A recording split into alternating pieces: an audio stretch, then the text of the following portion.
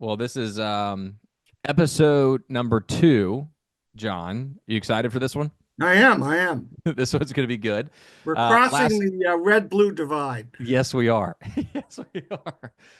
Last episode, we covered the Israel and Gaza conflict in detail. John did a really good job of breaking down that particular conflict, that region of the world, and the broader implications. And I'm super excited about this one, which also I'll drop that in the show notes below. So everybody, if you want to go check that one out, feel free to. But for this particular episode, we're going to be covering the war in Ukraine, Russia, NATO, and overall Eurasia. And John has spent some time really preparing a lot of this, and I really appreciate him coming on to share with you all his notes, his information, his insight and knowledge. And of course, as we go through this, we'll be diving deeper into that particular part of the world, the conflict, and answering a lot of the questions that you all maybe have about the background for this particular conflict. So, John, I will let you start it off, but the first kind of area that we've discussed before, and the biggest question is, would this war have happened anyway, regardless of who was in office? Would this war have happened anyways? Well, it did happen. Well, Trump was alive. I mean, um, the war had started actually technically under Obama. Because Obama let um, Putin invade South Ossetia and other parts of former Soviet Union province of Georgia. Um, and Putin invaded Crimea and eastern Ukraine um, using his little green men. Actually, pretended that they weren't Russian soldiers, but of course they were. And of course, we all knew they were when he started giving people, these soldiers, medals in Red Square for their heroic deeds, pretending that they were Ukrainian separatists in eastern Ukraine. And then they shot down the Malaysian airline from Amsterdam to Kuala Lumpur. I have it here, MH17, that flight they shot down. And then he escalated and started occupying these provinces under Trump, and actually declared he had his satraps declare themselves to be part of Russia. Um, and so, when Mr. Trump says, "Oh, he wouldn't have done that while I was in power," I mean, well, he did it. Putin did it, and and when the United States, and it's ironic because Europe had lived under such relative peace for so long that Americans were starting to wonder if NATO still had relevance. And uh, and if Putin had left things alone, he would have, you know, NATO might have actually shriveled and atrophied. But of course, he gave it a new, you know, sense of importance once the invasion happened. But the you know the war escalated, and um, the reason and the Russian people were very specific. Well, I shouldn't say that. The people that were portrayed on Russia TV uh, kept to the script. They said we want to wipe Ukraine off the map and whatnot. And if as for the so-called respect that Putin has for Trump, not only did he not acknowledge or take allegedly the phone call that Trump made to Putin during the transition time, but he declared that he wouldn't do so until Trump had agreed to no preconditions, that he accepted that Ukraine will never be part of NATO, that Russian forces get to keep occupying eastern Ukraine and Crimea, that those areas would have to be, ceded to Russia even before negotiations started, and that uh, the quote unquote Nazi regime, as he calls the Zelensky, who's Jewish, he's the president of Ukraine, is overthrown. In other words, Ukraine, we're not talking about a truce, but Ukraine's destruction and its elimination as a sovereign, independent power with its territorial integrity intact. I mean, there's a Gary Larson cartoon about a guy, he's dreaming at night about, this woman who he's dreaming of and wondering whether even she thinks he knows he's existing, and what does she think of me? And then the next picture shows the woman saying, I really like the vanilla chocolate. She isn't even remotely thinking about what he wants. And the only people who are making these ridiculous uh, arguments, which basically means negotiating with ourselves over what Putin will accept, are Americans. Um, Putin has no reason to even want a negotiated settlement. He's lost 800,000 soldiers. He's losing 45,000 men a month. He has mortgaged his economic security to the Chinese, um, and his sovereignty to the Chinese. And his the United States has elected a president and a vice president who've made it clear that they don't care what happens to Ukraine and that it should be swallowed up. So why on earth would he want to make it a truce? So let's go back on this real Or quick. You mentioned early on that uh, I also asked the question, under which administration would it have mattered, regardless of who was in no, and he office? was But determined. We'll go into why he invaded because right, that's but under Trump's last administration, obviously they had already invaded Crimea, right, but under his and last Eastern Ukraine too. right, but under his last four years in office, though, that obviously had occurred. So, do you think that the last 4 years and the way that the war has been fought in Ukraine has been fought properly No, under the I Biden don't. administration? No, I don't. Okay. Biden was too cautious. Now, I mean, he should have shocked Putin with more lethal weapons, more long range weapons, and whatnot, and and forced uh, Putin to reconsider his position. And I understand President Biden's caution because Putin kept brandishing his nuclear weapons systems, which may or may not be reliable. We know that the Russian army, its systems have been crippled by unbelievable corruption. So we don't even know if a lot of their systems work. So a lot of their weapons that they've launched at the Ukrainians have been duds. So we don't know how reliable those weapon systems that he threatened us with were or are. But Biden dithered and did a lot of analysis paralysis. And he missed his chance to force uh, Putin to reconsider his. But um, he did not. He did not stop Putin, and I'll go into why later. Uh, the reason for Putin's invasion of Ukraine is not just because it has a lot of food and a lot of water, or even because the Russian state has always tried to make itself look invincible to its domestic people by making itself look like it's an inevitable conqueror outside of its borders. Conquer outside to make yourself look invincible on the inside. It was political because Ukraine is an ideological threat to Putin and his rule. And he wants to win this. He is not fighting to win a better negotiated settlement. Putin is fighting this war to win it. And when he invaded, um, uh, the uh, the the House in the United States of Representatives was still Republican, but as he invaded in 2022, Yep. When the House went Democratic, he couldn't be sure that the House wouldn't have declared war.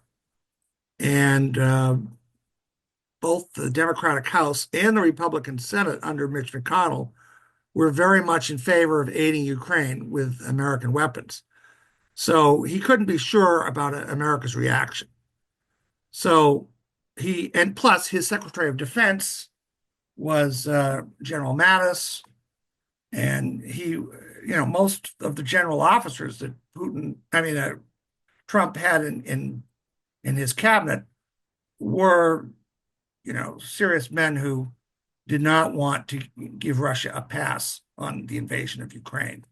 So I think he was deterrable, but none of the administrations gave him a sufficient sense of fear of the risen Christ, so to speak, to not invade. So I guess this is the argument to that, right? Is that he obviously did not full scale invade Ukraine until Biden came into office, and they had been chipping away over the years, obviously, but Well, during Trump's last administration, they did not invade. well, And no, during they did invade. They invaded Crimea under Obama. Then correct, the Russians always push when there's no reaction. Then they occupied, eastern Ukraine, consolidated that under Trump, and then they went full bore in under Biden. So I see it as part of a continuum. And so you think they would have full scale invaded just like they did under the Biden administration, regardless of who was in office during the past 4 years? well, when a president and his vice president says, "I don't care what the hell he does with Ukraine or even NATO allies," can there be a more obvious signal for Putin to do whatever the hell he wants? To quote J.D. Vance, I mean, of course he wanted to invade, and because Well, of Putin course he wanted to, but once again, he did not. And so I think the well, he argument that, did in Eastern. That's a fifth of the country and where I'm just to go in back, Eastern Ukraine. where in East, well, I'm talking about during Trump's administration. Well, that was during the Trump's administration. Okay. He could have pulled back, Right, but but he did. he was already occupying is what I'm saying. He was not like Well, it was not like he yes. invaded further. Maybe he took over little territories that we didn't really hear about, but he was not like he invaded further than what he had already taken under the Obama Well, administration. if I'm punching someone out and I'm twisting their arm, do you want me to taper off, or do you want me to stop twisting your arm? I'm just once again just stating the facts here that there is there was a pause in the taking of territory during that period from Russia. Yes, he was. Yeah, he wanted to consolidate, and Correct. if you're saying that he was so overawed by President Trump, and he wouldn't have gone, I don't believe it. I'm not saying that. No, I'm just saying that that's the debate out there. right, but And during that I don't. period there was a pause of sorts, and obviously right now we like to think that there would be a further pause and or discontinuing altogether, Well, there hopefully. won't be now. There Right. won't. So But that's we got plenty of that to discuss. as Thucydides said in the history of the Peloponnesian Wars, which everyone ought to read the speeches in that classic book if you want to know the real way that great power politics works. Democracies are very slow to anger. They they give in, they gave in, they make excuses for the aggressor, they try to be reasonable, and the aggressor takes this to be a license. And then finally, uh, the democracies react in a way that the aggressor finds wholly unreasonable. They can't understand why the democracies are reacting with such fury. And this was the case. When the Russians invaded Afghanistan in 1979, or when the Germans were pushing the Europeans in the late 30s, they thought they could run amok. And then when the West finally decided we've had enough, they couldn't understand the fury in the Western reaction under President Carter or under the United States or under the British. And then after Jimmy Carter, the Reagan came in. and he was elected as much because of the Cold War as anything else. I mean, that's how I became a Republican. I was a Cold War Republican, less on the economic stuff, but I didn't want the Russians to win. So democracies are slow to react. And when they do, they are able to summon energy from their people that dictatorships cannot. That's why every time the Russian state is in trouble, the Russian state never reforms in an environment of global peace. The only time the Russian state ever reforms is if it loses a war. It uses calm as a justification for not changing. So when the Imperial Russia lost the war in Crimea in the 1850s, that's when Alexander II freed the Serbs. When the Imperial Russia lost the war against Japan in 1905, that's when the Tsar granted the Russian people a constitution and a Duma. When they lost World War One, that's when they overthrew the imperial regime and became a Bolshevik regime. When they lost the Cold War, the communist regime collapsed. So it's ironic, but dictatorships don't have the staying power that democracies have. But democracies react a lot less forcefully when they are first probed. Right. So you're right in a sense that he hesitated because dictators are notoriously bad at reading the reaction and the mood of the democracies that they push. And we were giving a lot of confusing responses to what he was doing in the so-called Russian near abroad. We weren't giving forceful no's to deter him. Some people were making excuses for him. So, I don't think that he was. I think he listened to what each president said. When he was interfering with our election in 2016, President Obama just casually said, "Knock it off," and actually thought that would work on Vladimir Putin. It obviously didn't, because he didn't take President Obama seriously as a global, strategic competitor. If President Nixon or Ronald Reagan said so, or even Jimmy Carter, he would have responded.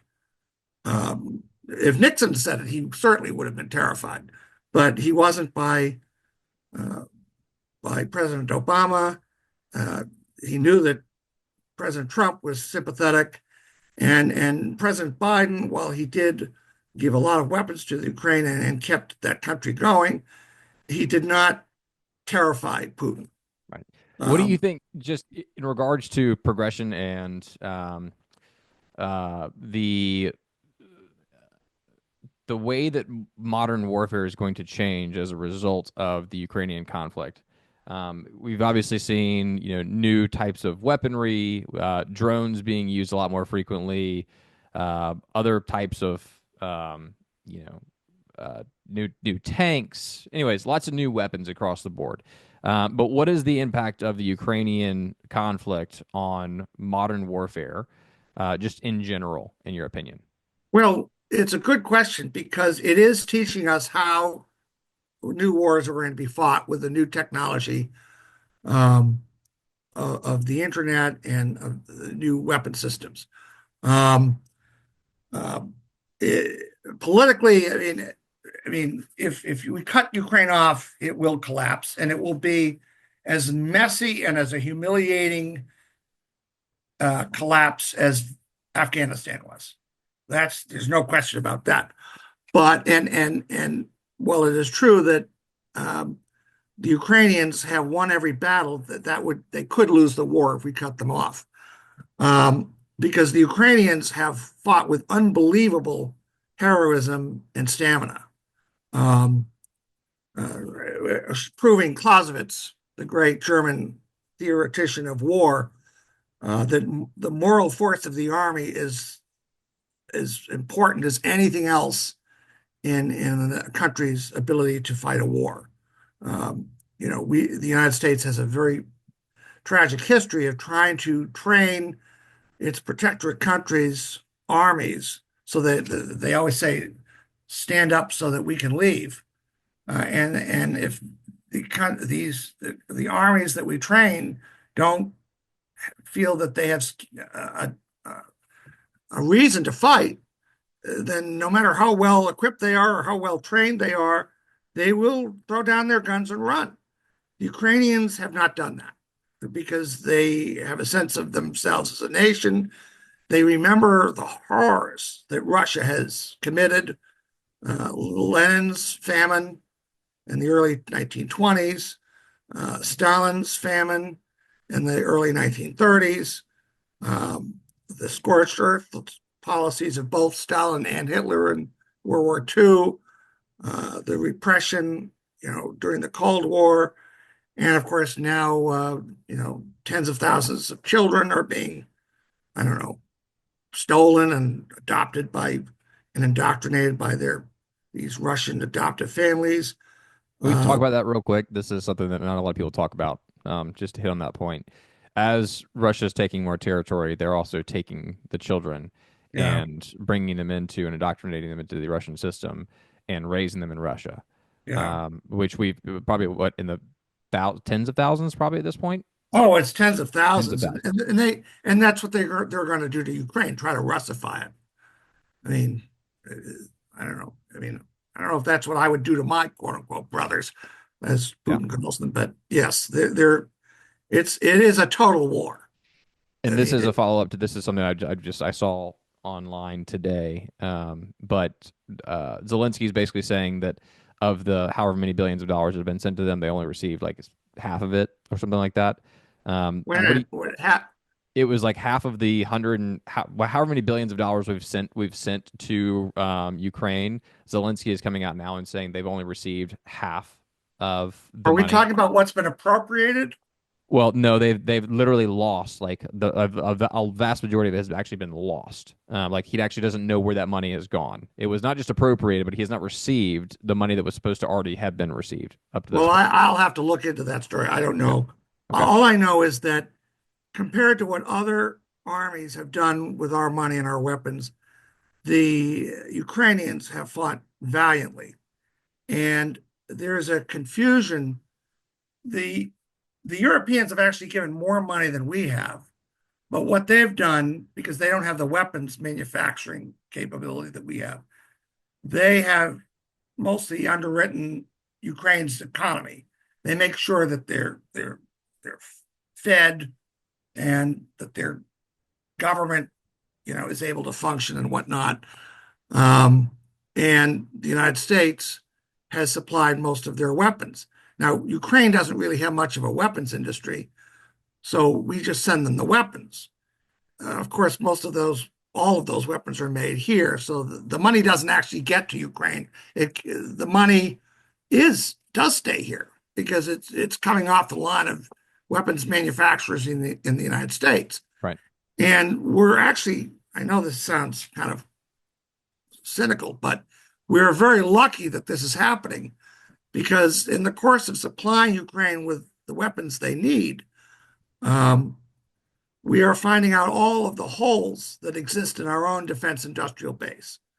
We're finding out that we're not our ability to produce the weapons that we need in quantity has atrophied because we've been living off of inventories of weapons from the Reagan buildup.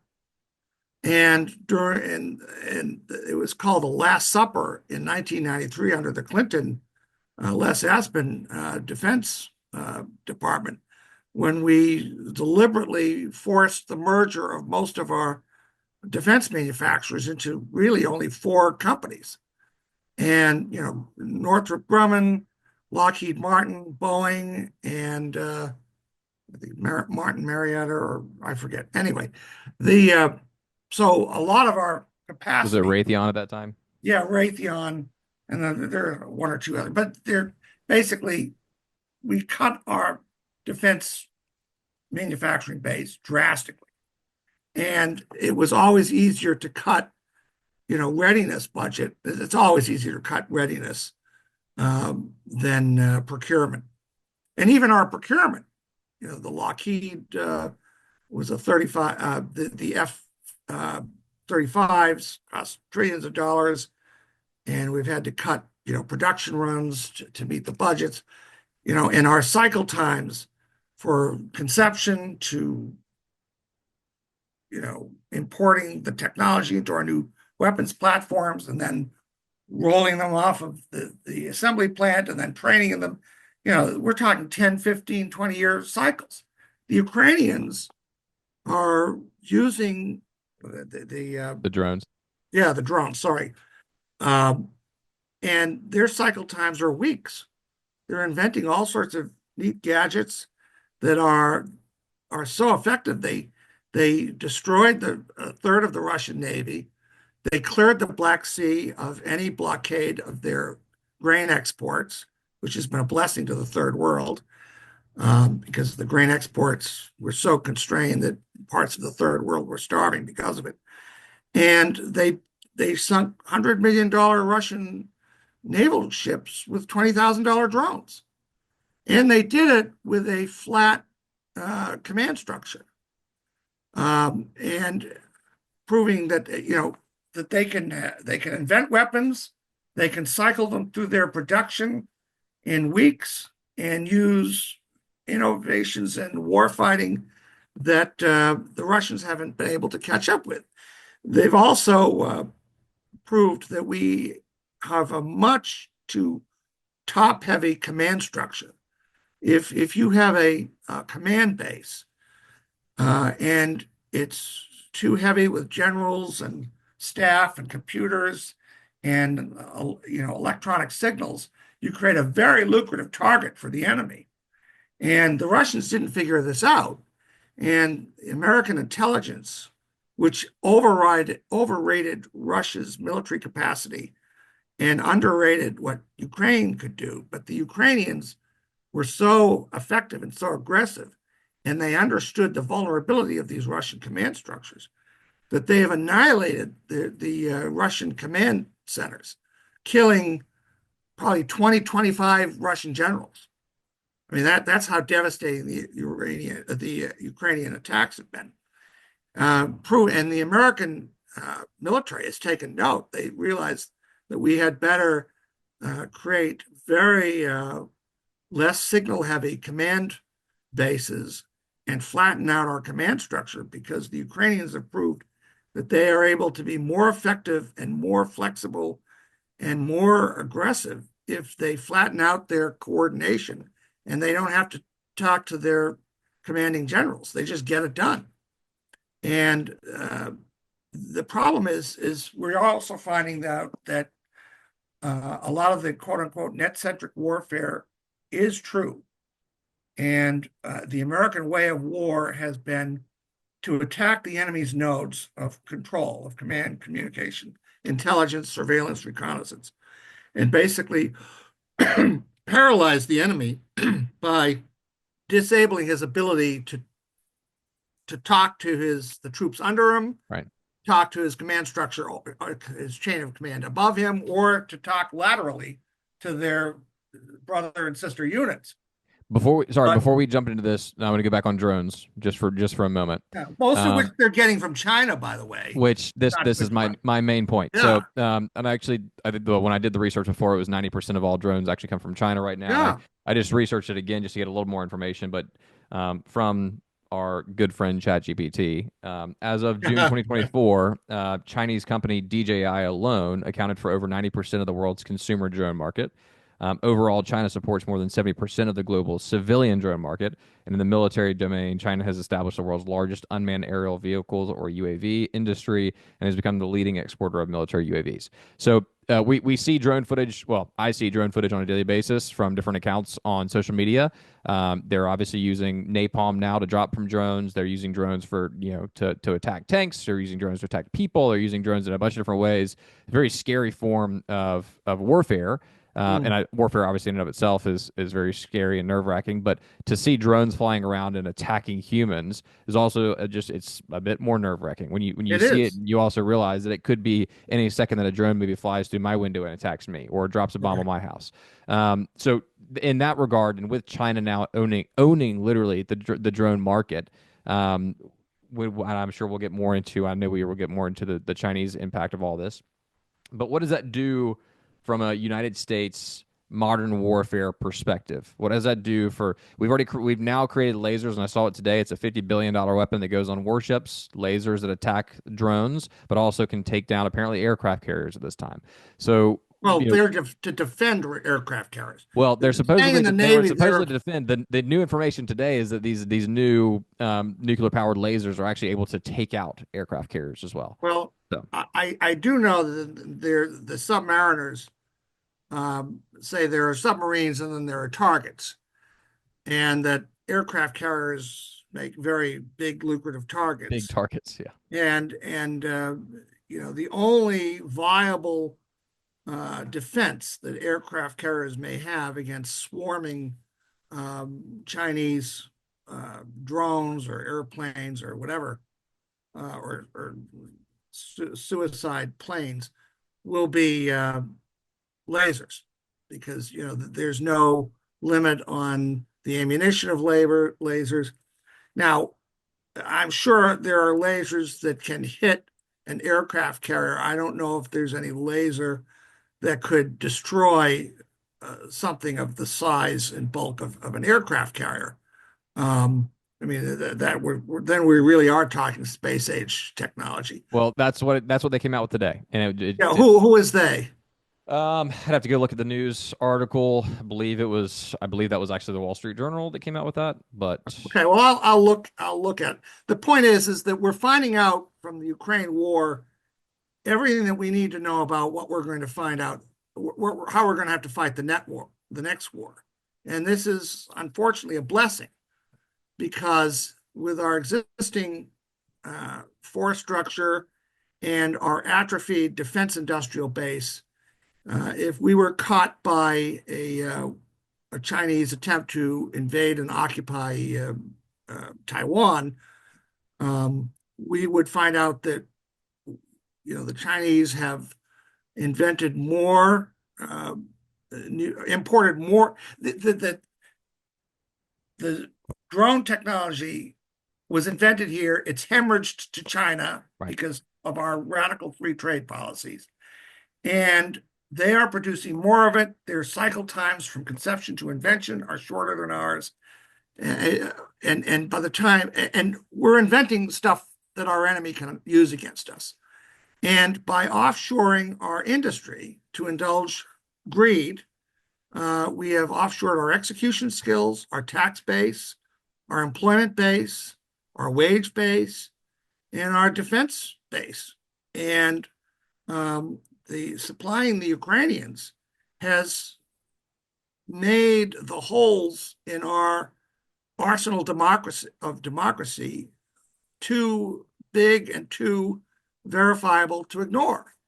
And we it has always been America's policy to be the arsenal of democracy, to let our allies take the first blow when our enemies are attacking, for us to watch how these wars are fought, and then to figure out how we will fight them while we ramp up our defense industrial base. Unfortunately, we have allowed our defense industrial base to atrophy. And while Mr. Biden, actually, his entire economic policy was based on the idea that every economic question had to be refracted through one question. Does this bring manufacturing back to the United States in respect to our ability to wage war production at an adequate scale on our own? So, does every question on anything was, does this and rebuild our defense industrial base? That was always their question. And we're finding out that while it's very important that we've done this, that none of and things like the Chips and Science Act were very helpful, uh, companies in Arizona that wanted to build these advanced chip plants, they're not troubled by taxes or regulations. Um, in fact, the government has given them billions of dollars to build up these plants. The problem is they don't have workers with the execution skills necessary to build these devices.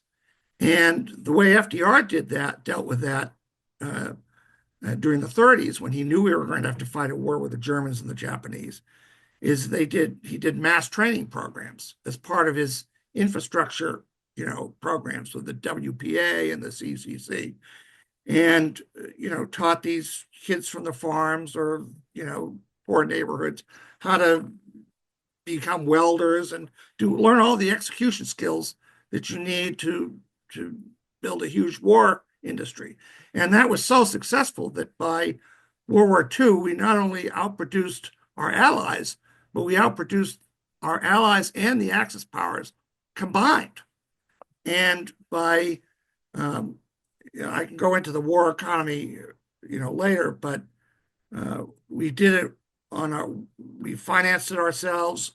We built war production. We met our goals ourselves, and we built a middle class ourselves. And, we didn't always have the expertise that the Germans or the British had with respect to war fighting.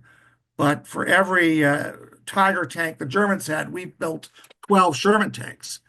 And at a certain point, our quantity of vehicles may not have been as good as the Germans, but quantity has a quality all of its own if you have enough of it. And we are finding out that we are going to have to seriously rebuild our defense industrial base and train our people at a considerable cost to the U.S. government, which of course is going to require higher taxes if we're not going to lose the next war. And we're going to have a list of every kind of weapon that the Ukrainians are using to target the industries we're going to have to rebuild if we're going to win the next war. And as for people wonder about, are we depleting our weapons stores for the Ukrainians, which we're going to need ourselves? I can assure you that the weapons that the Ukrainians use in a year wouldn't equal a month's supplies of what we will use in a war with China over Taiwan. Yep.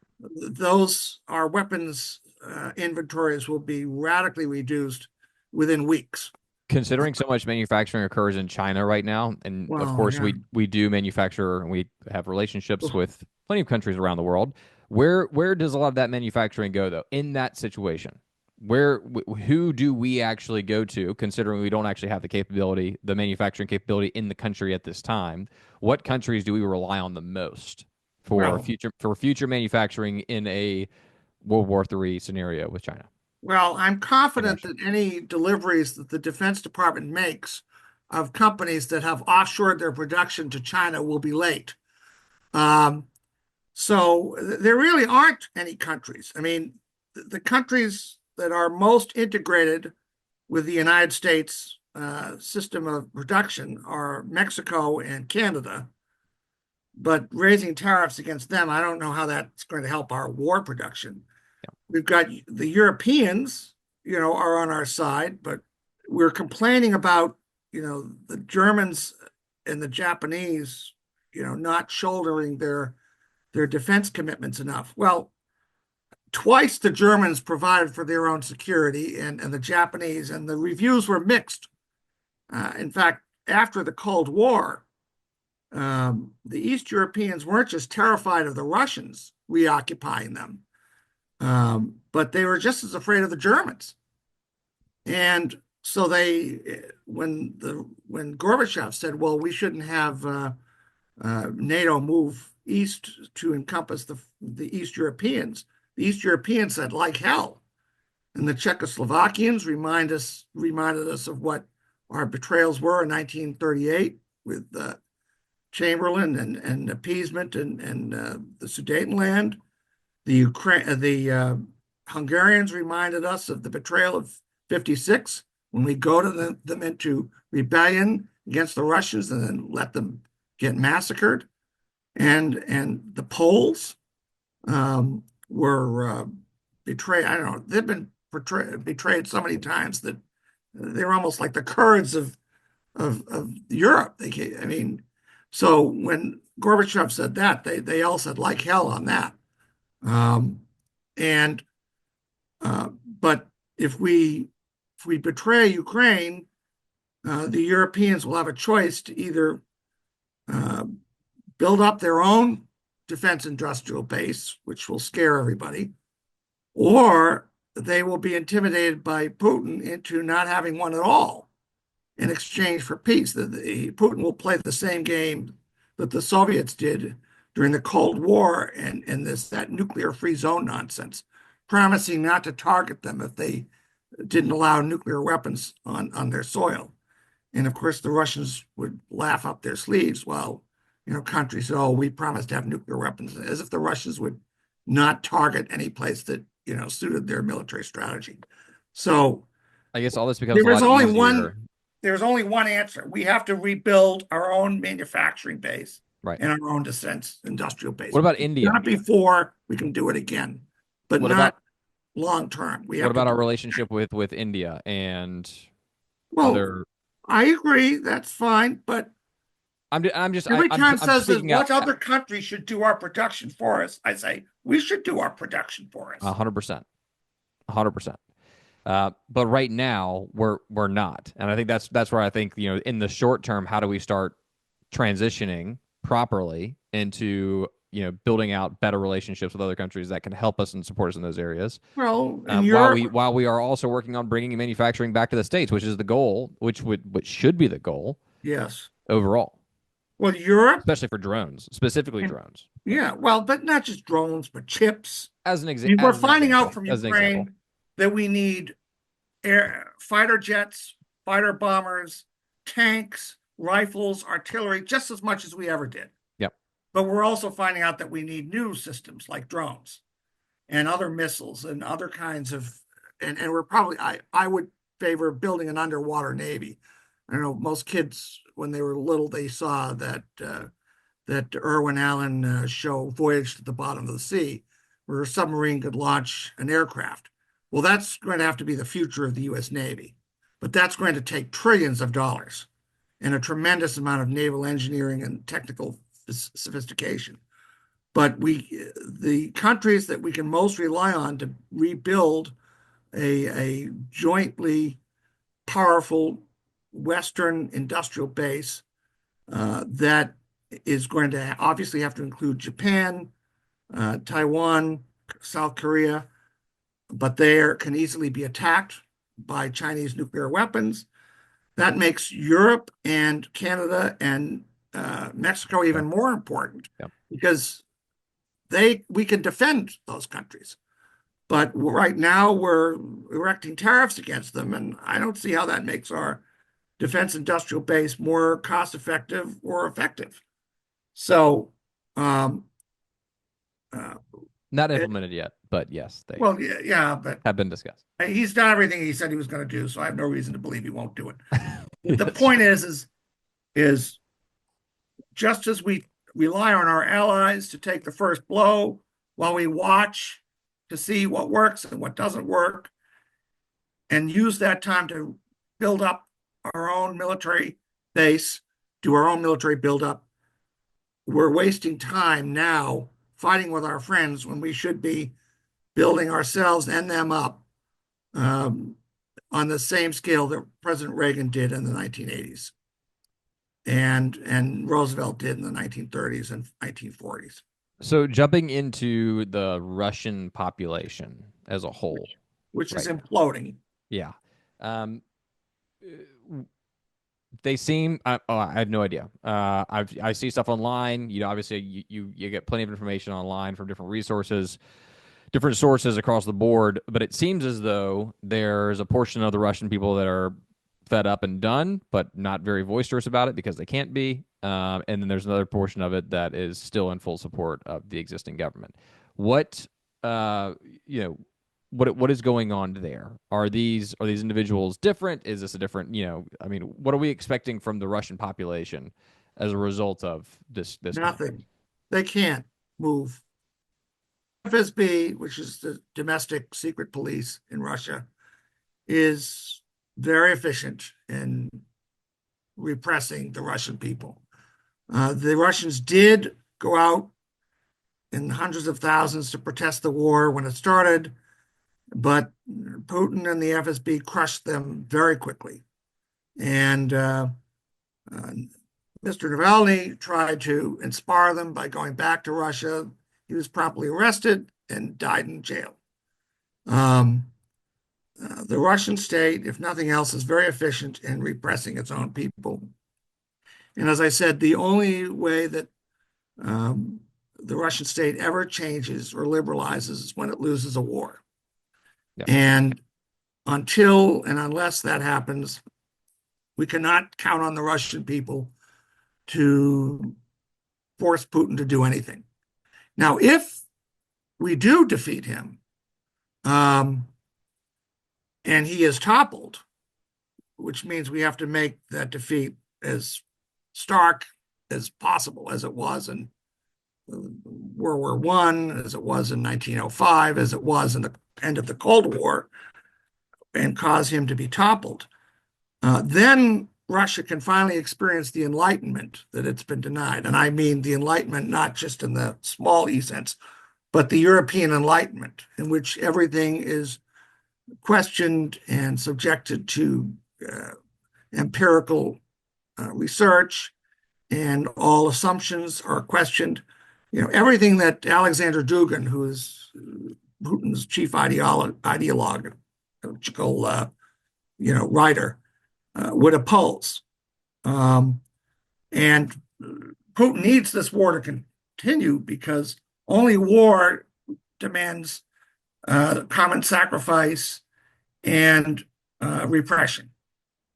So he can't afford to end this war, and the Russian people can't make an impact on Russia's decision to stay at war unless they lose that war. Once they lose the war and he's toppled and a democratic government takes over, then Russia can be absorbed by NATO. And this is crucial because only by embracing Europe and NATO and the United States and the West in general, can Russia get the assistance of the West in holding on to its territorial integrity and its economic and political independence in the face of Chinese appetites. But of course, China does not want Russia in NATO. It wants Siberia, and it doesn't want Moscow to be an independent nation with its own sovereign views on things. It wants a vassal state, just like the Mongols treated old Muscovy as a satrap. As outrageous So as this may sound, do you think we've kind of missed our chance to become friends with the Russian people? we did in the 1990s. When President Clinton lectured starving mothers and their children on playing by the rules, that was not feeling their pain. Yeah. And Russian officers were reduced to chopping wood for food. The Russian people were, swindled out of their shares of the plants that they owned shares in when they were workers. And shock therapy did nothing to help them transition from the planned economy. And the Russians aren't so angry at us for NATO moving east. And I'll explain why that is in a minute. But they do feel humiliation at the hands of the West for being lectured to and for a shock therapy that impoverished them. But it's important to remember that we lent them hundreds of billions of dollars, the Germans, the Europeans, the United States, to help them transition. But we didn't steal the money. The ex-communists and the oligarchs they appointed to billionaire status, and the Russian intelligence agents who organized the Russian mafia, they were the ones who stole the money. And to say which is kind of a useless parlor game because Putin runs all of them. So, if he's mad about shock therapy, he has no right to be because he profited from it massively. I mean, he's the one who now owns $150 billion in assets through shell companies. So he profited from it massively.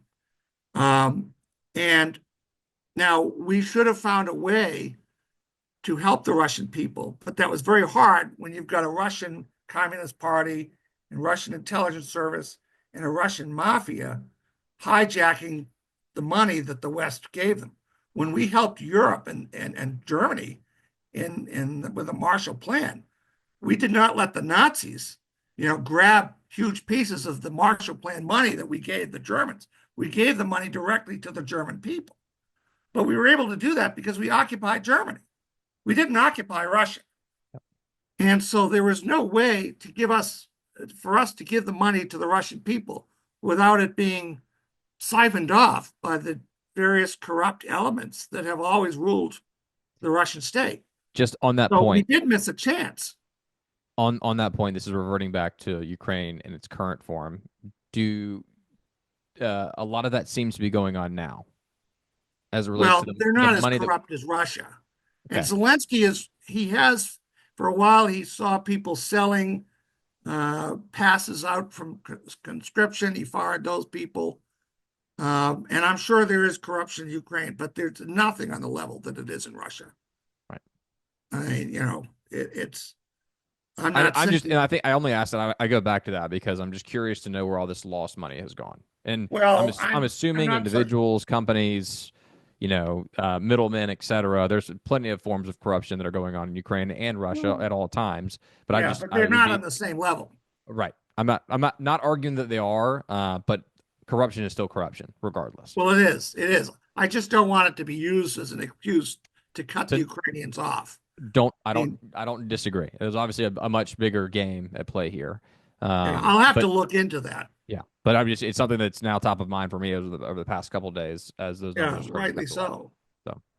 So, It's and I'd uh, also another kind of like another angle of that too, and this might be out there, but that money could also have found a way back to Russia. You never know. It could have been somehow sent to an organization that decided they wanted to send the money to Russia. So well, there's plenty of it, things it's going on in that possible. front. I don't mean Hopefully not. the Russian. The real reason that Putin invaded was so nothing could be passed through Ukraine to Russia. Right. I mean, Ukraine as the Ukrainian people wanted to join the EU, and they certainly wanted to join NATO so that NATO would deter Russia from doing what it's doing now. But the real reason and the most important reason Putin did not want Ukraine in NATO was not because the Russian people feared NATO's invasion. If NATO had wanted to invade during the 1990s, when Russia's army was on its back, we could have done so. Yeah. If we could invade now, I mean, Ukraine has so absorbed Russia's bandwidth, by which I mean intellectually, but also materially, that Russia's ability to affect events in the former Soviet Union and the former Soviet Union stand republics of Central Asia has collapsed, as is evidenced by the fact that Armenia, which has been a Russian protectorate for a century, when it's had this war with its neighbor Azerbaijan, and the Armenians had an enclave in Azerbaijan called Nagorno-Karabakh. And the Russians have always told the Azeris that no, this gets to be Armenian and you can't take it over. But Russia's military bandwidth has so collapsed in Central Asia that when the Azeris started invading Nagorno-Karabakh and the Ukrainians appealed to Moscow for help, the Putin said, "There's nothing I can do. My army is all wrapped up in Ukraine." And so Nagorno-Karabakh and the Armenians had to collapse and they had to flee back to uh, Armenia proper. The provinces in Georgia that Russia uh, subverted and invaded they're not developed. They're just being plundered because he can't do anything to develop them as part of the Russian state. They're just to be plundered for the war effort. Russia's position in Syria collapsed, which is why the Assad regime collapsed. Every geopolitical enclave that Putin tried to establish around the world, right up to its own borders, has collapsed because the Ukrainians have been killing 45,000 Russians a month, 800,000 total. They have absorbed the entire Russian economy, which at its peak was about a third of ours during the Cold War. Now it's a 15th of ours, and the Chinese are filling the gap. Um, They they also used John to talk to paramilitary groups as well, just for a moment. They've also been using the Wagner Group for a while. Wagner Group has collapsed too. Correct. Look at that. They're no longer on the front pages in Africa, are they? Not at all. Yeah. So I haven't even done much research on the Wagner Group as of late, just after Prigozhin was assassinated, or Yeah. He if that was the case. assassinated. You're right. But after all that occurred, it's just interesting to see. It's like, what kind of enforcement do they have at an international level now, though? They don't. We could invade them now through the north. We could head right for Petersburg. We could go right for Moscow, and they wouldn't be able to stop us. They'd have to pull out of Ukraine. But the Russian soldiers who are dying by the droves um, wouldn't. They would throw down their weapons if NATO were advancing So eastward. ICBMs are pretty much their last resort at this point. Yes, and even those are unreliable because all Russian systems are unreliable. If the Chinese, all the three provinces in northern China that border Siberia across the Amur River that divides Russia or Asian Russia, Siberia from China, each have about 93 million people in them. And even though China's population has peaked, one of those Chinese provinces more than equals all of Russia's population and all of Asian Russia, which is only 43 million. Right. And all of the people who live in the Siberian borderlands of the Amur River are only about 6 million Russian citizens. And illegal or trading Chinese already outnumber the Russians in Siberia. They're investors, they're miners, they're Chinese looking for living room. Metaphorically, all the Chinese would have to do is hold hands and walk across the border, and they would, own Siberia. My nightmare is that when Russia bleeds itself white for this invasion of Ukraine, which is not making them stronger, it's making them weaker and more dependent on China than ever, that we'll wake up and read in the Wall Street Journal or the Times that the Russian central bank and his billionaire oligarch pals have accepted a multi-trillion-dollar transfer of foreign exchange reserves from the People's Bank of China to the Russian central bank in exchange for Siberia in the most gigantic Louisiana style purchase in history, which would bring Chinese sovereignty thousands of miles west to the Ural Mountains, which would, of course, flank India, threaten the Caspian oil bases, all of the former Soviet Union states of Central Asia, and they never had any population to begin with, although they have abundant natural resources. And Russia would become a rump state of old Muscovy.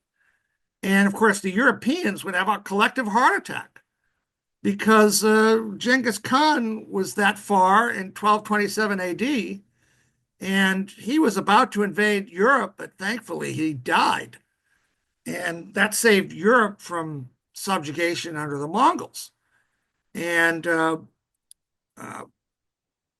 in which case, the United States, the only way that Russia could stop that, if it didn't take the money, would be, again, its strategic nuclear rocket forces, which are unreliable systems, and the Chinese are building their nuclear weapons um, capacity and what they call their second artillery division to parity with the Russians and with the United States So with our technology. if you're putting yourself in the shoes of Putin right now, if you're Russia, are you more concerned with your fight against the Western world and Ukraine, or are you more concerned about the potential for a Chinese invasion of Siberia and obviously pretty much half their country? Well, if I were to get a call from Vladimir Putin, which I haven't been getting lately, I would tell him. Yeah, yeah. What was your last conversation with I know, Putin, and John? I have fantasized about being photographed in Wells Red Square with these guys who go around dressed up as Lenin, and they get. I want a picture of me with my hands around one of these Lenin figures' necks, because I'm not exact. I my hostility to the Bolsheviks is more than casual. But anyway, if he were to Does call Putin me, I call you would in the say, evening and Kim Jong Un calls you in the morning? Is that what yeah, I happened? know it really. I would say, you idiot. You are leaving your back door open to Chinese invasion, and you are alienating the only power grouping, namely NATO and the United States and Europe, capable of helping you defend your territorial integrity and give you the money that you need and the technology you need to defend and develop Siberia, which has abundant natural resources. And as the permafrost melts because of global warming, it exposes all of these, patches of oil and natural gas and vital minerals and even farmland, which the Chinese are, aching to conquer. And you can't defend it without our help, but you're fighting with us and you're leaving your back door open for the Chinese, who are enjoying your difficulties and are waiting for you to fall into their hands like a ripe bit of fruit. And I think it's really hard for the vast majority of the population because they obviously don't study this on a daily basis to see this happening. Right? It comes as a huge surprise because everything we see is Ukraine, Russia. It has right, nothing to do with China entering the back door or having the ability to, because obviously they've positioned themselves as an ally. But it's very clear that they are, as you mentioned before, they're bleeding themselves white. right, and you know, Russia conquered West. I mean, conquered easterly, a lot of the same way that the America went west and conquered the continent by moving west and basically killing all the Indians. Well, the Russians moved east and conquered Siberia. Now the situation is reversed. China is the richer, more populated country, and Siberia is the poorer, um, unpopulated territory. And the Chinese, just like the Mexicans are migrating into southwestern United States, the Chinese are migrating into Siberia and turning it into a de facto Chinese colony in Siberia. And at some point, the Chinese will say, "Well, let's make this for real. Why don't you take some money in fighting a war that you know you can't win, and you can't ask the Americans because you've pissed them off." And I mean, it's madness. And that's why the Chinese are indulging the Russians to get them to bleed themselves white, make them weak, make them angry, so angry at the Americans they can't conceive of dealing with us, and leaving their territory wide open for Chinese conquest. So, I mean, if you look at Siberia and the Great Plain, the Great Steppe between Vladivostok on the Pacific Ocean and the Ural Mountains, yes, that's an area of conquest. It's also a link between the West and the East. And the Chinese have the technology, the money, and the population and the army that they need to conquer Siberia. And the fact that Ukraine is helpfully awakening the United States to the danger of having allowed its defense industrial base to atrophy and our over dependency on the Chinese for our manufacturing, including our chips and everything else that makes our Army and Navy and our Air Force and our nuclear weapons work. It is time to recognize that the Chinese have appetites for territory in Central Asia, like Uzbekistan and Kazakhstan and Tajikistan and all the other stans, and they want Siberia. And they're just waiting for Russia to weaken where they can just buy it or take it. I mean, it will, as the Godfather says, the Chinese will make Putin or whatever Russian succeeds him an offer he can't refuse. And only we are in a position to stop that. But that means the Russian government has to become more Western. And the only way to do that is to have a democratic government in Russia. And the only way that's going to happen is if Putin loses the war, the prestige of his regime collapses, and the Russian people give him the boot. And that means Ukraine has to win. No Russian government ever modified its behavior because we were nice to them. And in fact, every diplomat who's ever tried has failed. In fact, the best way to know that you've made some headway with the Russian diplomat is to get them to stop making the prepared speeches he's been told to make by whoever the dictator is. If they say, oh, I'll have to get back to you on that, that's when you know he hasn't briefed on that, whatever it is that you've said. And he has to go back and ask the boss, which is what they referred to Stalin as. Oh, well, they told me this. I didn't know what to answer. You didn't tell me. And then Stalin would give them an answer. And now, of course, Putin will give them an answer. And by the way, Putin has rehabilitated Stalin. He said that all of Stalin's victims weren't necessarily innocent, you know, because Stalin demanded sacrifices and, of course, repression. And in fact, Stalin said that my regime can survive the purges, but not reform. And I think that's Putin's view as well. So you are right to bring up the fact that Russia is vulnerable to the East and that he's not enhancing his security by invading Ukraine. And he's not learning from the United States. I mean, what other global power, almost imperial power like the United States, has so many countries getting indignant at the idea of us leaving our bases that we have in their countries, or more willing to let us provide for their security? I mean, much to the delight of their neighbors. I mean, the Asians, I remember talking to some Japanese diplomats, and this was in the late 80s, early 90s, when they were very arrogant about the United States. I said, Pete, you better be nicer to Americans. And they said, why is that? I said, because no one likes you.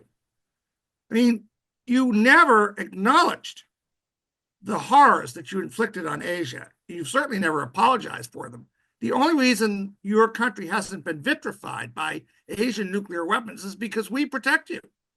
But if enough Americans hear your contemptuous remarks about us, then maybe they'll let you get vitrified. Well, they all got these grave faces. Of course, they said nothing after that. I said, you better be more appreciative, especially because Japan's demographics are collapsing too. And by the end of this century, they're going to have 60 million people, not 120. So they are wholly dependent on the United States for their protection. And the Germans, after the Cold War, they terrified the rest of Europe. And while NATO satisfied the anxiety of a lot of Europeans, when the question of German reunification under NATO occurred, that was not enough to satisfy the anxieties of East Europeans, who, along with the Russians and the British and the French, did not want Germany reunified. But the Germans, both Gorbachev and the Germans, said, yes, NATO is part of Germany's security culture. We need to let Germany be part of NATO. But even that wasn't enough to satisfy the anxieties of the East Europeans. So the Germans literally just de-organized Well, they let their German Air Force atrophy. They didn't buy any more German jets. They let their navy sort of disappear. They allowed their army, which was very substantial during the Cold War, to shrink to almost nothing. And that only then did the Europeans say, all right, you've basically disarmed. So we're satisfied that you're not trying to do another, invasion. Right. And now, of course, we're telling the Germans that they have to rearm, which is, you know, Well, when I don't know what percentage of the German population, but the German population is scared of arming themselves. well, Ja- yes, that's The why they Japanese don't wanted. talk like that. The Japan well, and I don't speak with many Japanese people, but the German people that I've spoken with, they're all scared to Yes, rearm themselves. that's right. And so is the rest of Europe. Yep. So I mean, The when we Japanese are tell, all about it though. well, I know. I mean, and of course, they've never apologized for what they did in World War II, which is why they're hated in the rest of Asia. I mean, at least the Germans kind of acknowledge what they did, but it is, you know, the Germans are someone we can rely on to produce things, and we all know that if the Germans make something, it will work. Right. So, you ask about who can we rely on to help us rebuild our manufacturing base. Well, the Germans can do that, um, and we're actually we might even have to import some Germans and Japanese through the H-1B program, which I know is controversial, to help us, relearn our execution skills in manufacturing. Because the German manufacturing economy is basically the 1970s manufacturing economy the United States used to have. And it's not as advanced as our high tech economy, but we still need to make things. Yeah. And we certainly need to make weapons and ammunition. And the Germans and the Japanese can help us do that. And they're less likely to steal our technology and give it to China so they can use our technology against us. But, the,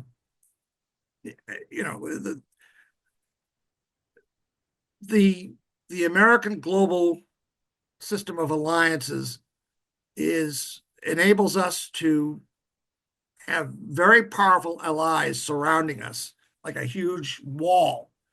The Russians, by treating every neighbor as either a satrap stooge who obeys them or as an enemy, destroys the possibility of Russians ever having reliable allies. Because anyone who shows the slightest independence from them, they undermine or they murder or they overthrow in a coup. In Ukraine, they poisoned the guy who wouldn't do what they wanted. So I mean so the Russians have no allies, and neither do the Chinese, frankly, because they have a similar view. The Americans, we have allies, and when we give them weapons, they fight. At least within the European sphere. So the Russians will be on their own when the Chinese invade, unless their regime changes and we help them. So So we Putin's got everything backwards strategically. we've talked about NATO a little bit, but I feel like we haven't really delved much into NATO as a whole or as an entity. If Putin's not afraid of obviously NATO invading Russia, right? But it seems like a lot of this is just very political at the end of the day for him. You're So right. The whole question, he's put around this myth that we promised not to move east 1 inch right, if we let Germany stay in it. That is not true. And in fact, he knows it's not true. And I can tell you the story. When James Baker talked to Gorbachev and Shevardnadze, Gorbachev's foreign minister, Baker said, well, maybe we'll let Germany be in NATO, or West Germany be in NATO, and we won't move NATO 1 inch east.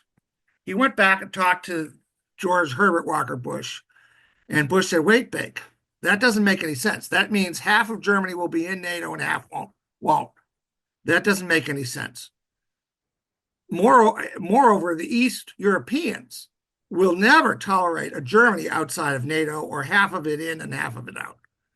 They not only want Germany in NATO, but they want to be part of NATO for the same reason that the British said were the three reasons that NATO was created in the first place: to keep Russia out, the Americans in, and the Germans down. That was why NATO was created. And uh, when he went back to Gorbachev and said, we can't not have Germany in NATO, Gorbachev said, yes, that's true. NATO is part of Germany's Security Council culture. Germany needs to be part of NATO. He also said Germany and the rest of Eastern Europe needs to be in NATO, and each East European country should have a right to decide what alliance they want to be in, which obviously meant that NATO would move east. And in the final settlement act that he signed on the future of Germany, because as Germany surrendered in World War II to the French, the United States, the British, and Russia, or the Soviet Union, unconditionally, under international law, the Russians or Soviets under Gorbachev, the British, the French, and the United States, we had legal rights under international law to decide what happened to Germany. And the Germans obviously wanted to be reunified. But the British did not want Germany reunified, neither did the Soviets under Gorbachev, nor did the French. But the Germans wanted it, and Bush said, okay, we'll let them be unified, but they have to be unified within NATO. And as part of the final settlement, we promised not to move nuclear weapons to East Germany. We still had the right to have them in West Germany, but not in East Germany. But the final act of settlement did not make any reference to our nuclear weapons in Eastern Europe or NATO being limited in any way in Eastern Europe. And let me read this. Let's see. I have it written down here. First of all, yeah, the Germans, part of the reason that Gorbachev agreed to the Germans reunifying is we paid them, or I should say the Germans paid them.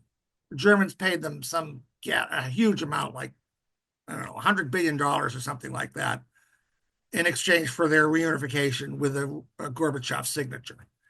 And in 1990, Gorbachev signed that agreement, explicitly allowing Germany, both halves, to be in NATO, and all of Eastern Europe to be in NATO, which again was signed in 1997. And he knew exactly what that was for. And in 1997, he tried to bully reporters into saying, well, that wasn't decided.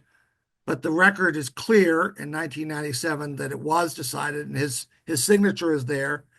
And when Yeltsin tried to obscure that issue, that we agreed not to move NATO east, and his signature in the final act of settlement was on that document, and people can look it up. It's online. Although Putin and Peskov, his press man, tried to oppose the declassifying of those documents in the Bush library, because they knew what was in there, that this explicit document giving Germany the right to be in NATO and the rest of NATO to move east, because they knew this document was there. Yeltsin agreed to it. So did Gorbachev. And when Yeltsin said it anyway, they promised not to move NATO east. And we told NATO, Yeltsin's foreign minister, Primakov, he knows this isn't true. And Primakov says, I know, I keep telling him that it isn't true, that you get to move NATO east, but he says it anyway. So the idea that we promised not to move NATO east is not a misunderstanding. It is a deliberate misunderstanding that's been tried by Gorbachev, by Yeltsin, and now by Putin. And to conflate the anxieties of Vladimir Putin with the Russian people is the same as conflating the anxieties of, say, the Nazis and the German people. Just for clarification. Or the bankers who ripped everyone off, who said, oh, you should save us and not send us to jail because the stability of the banks is important. No, we'll stabilize the banks, but you're going to jail. That's what should have happened. Just for clarification, because well, from what I've learned over the years, there was an agreement that NATO would not move any further east No, no, after the agreement was signed. no, Okay. it was never an agreement. Look it up in the final act of settlement, 1990 and 1997, under both Gorbachev and Yeltsin. Okay. They they they discussed it again in 1997 under Yeltsin to say, well, maybe we can't move east, but we never agreed to that. The East Europeans, when that was presented to them, they said, like hell, we want in on NATO, and that's why Lithuania, Latvia Estonia, and Estonia. and Latvia were let into NATO, Yep. and the Russians had to agree to this. You will find no legal document in international law constraining NATO's eastward movement.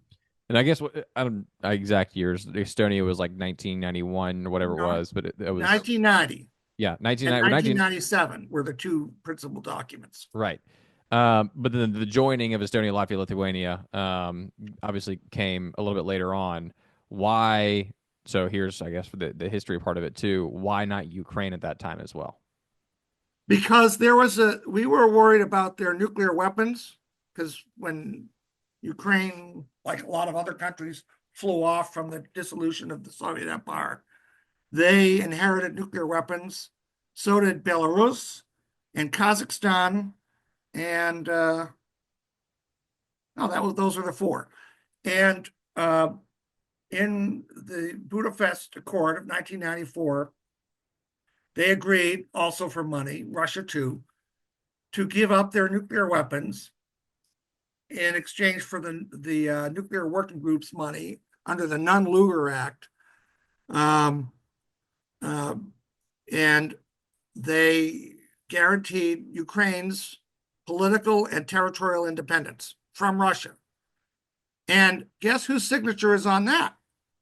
Both Gorbachev's, well, not Gorbachev's because he was out, but by Yeltsin and the Russian Foreign Ministry. And Russia was a signatory to the promise to respect Ukraine's independence politically and its territorial integrity. So if anyone's in violation of their international obligations, it's not the United States or NATO for moving NATO east.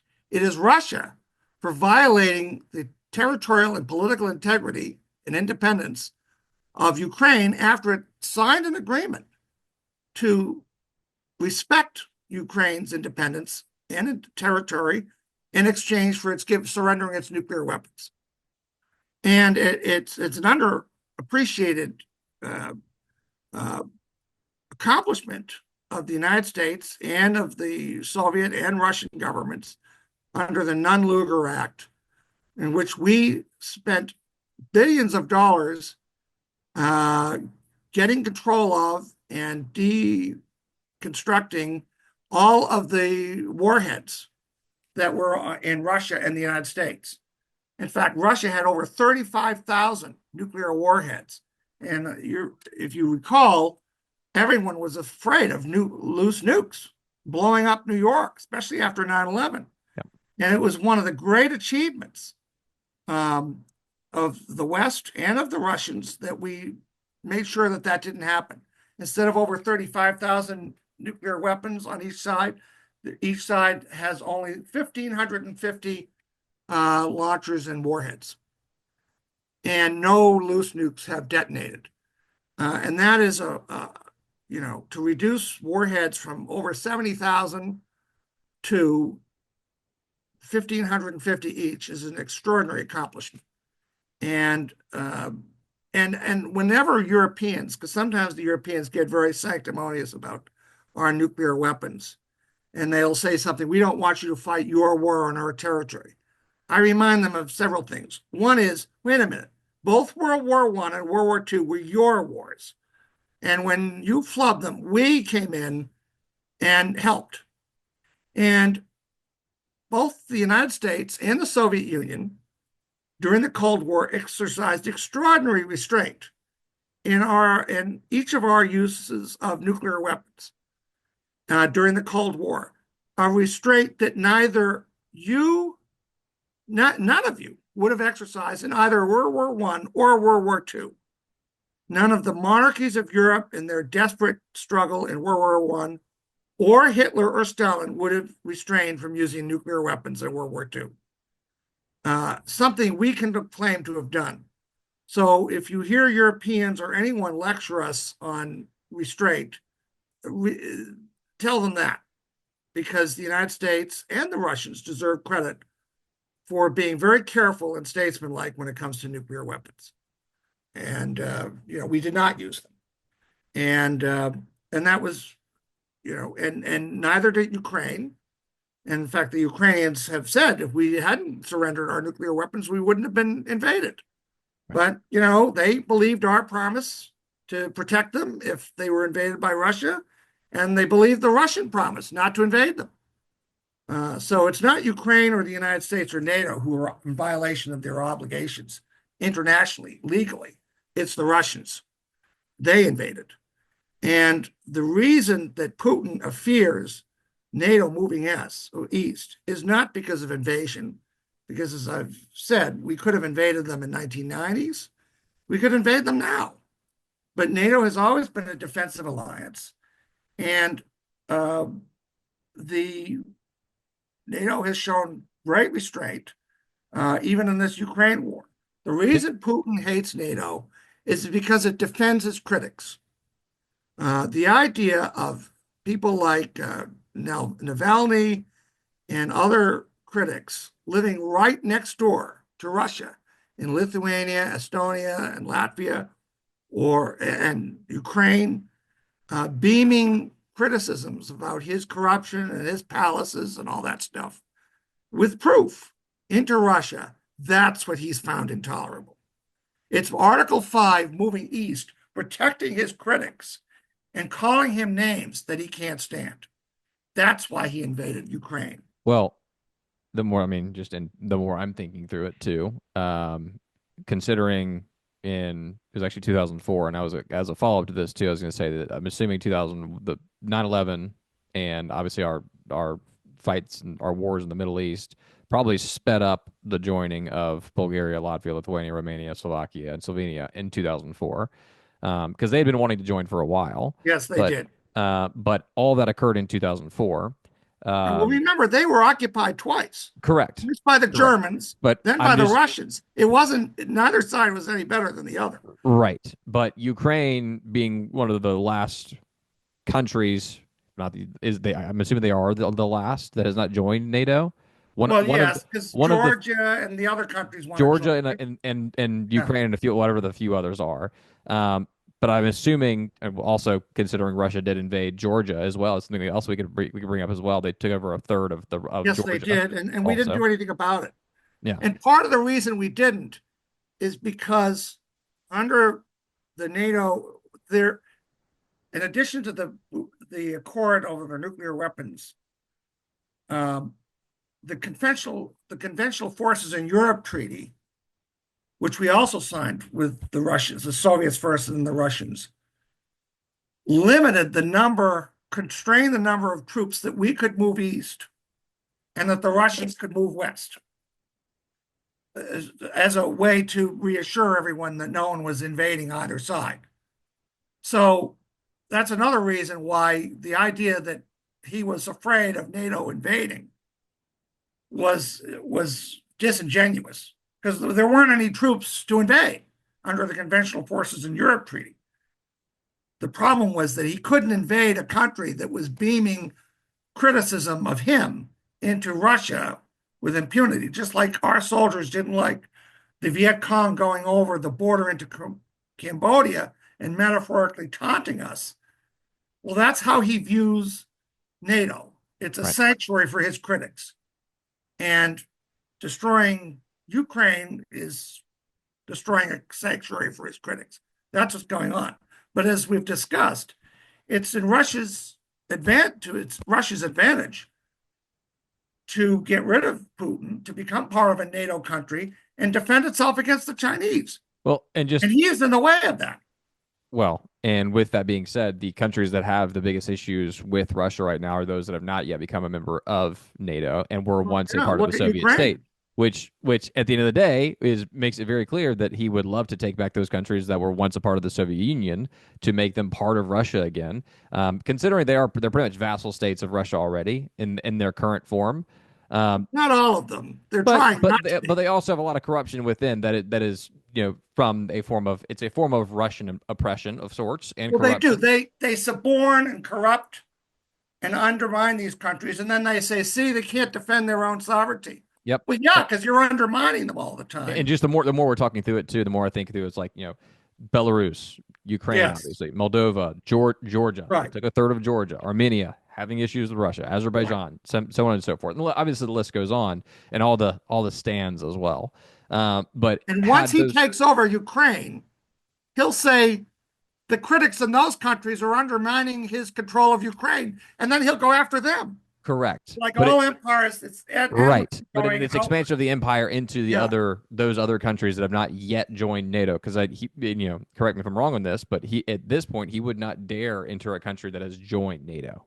no, no, Right, that's where they always want to be in it. right. I wouldn't want to have my water and power and But apartment do you building think he would take missiles. that chance? Do you think he would take that chance though? At this point, with any of the Well, countries that have joined, like I think of Estonia because I studied there, but Estonia, Latvia, Lithuania. Do you think he well, would yes, dare I to do. invade one of those? He will. Well, first he will go after Moldova and Georgia and the The stand low country, hanging fruit. the low hanging fruit. Then he will do what he did over three presidential administrations um, to NATO countries on his border, like the Baltic states and Poland and etc. He will start probing them, with a view to American reaction. If we do nothing, then he'll probe more. Right. And it may take three American administrations before they fall into his lap, but it will be the same pattern that he did with Ukraine. He'll Right. he'll probe in, he'll take something, do the Americans react? If we don't, then he'll start occupying and say, oh well, these provinces want to be part of Russia, and then if we do nothing, then he'll invade. It will be the same process. So you're absolutely right about that. That's how he will proceed, or his successor will proceed. Because he is in his 70s, his early 70s. Unless a black swan of event of some kind were to occur.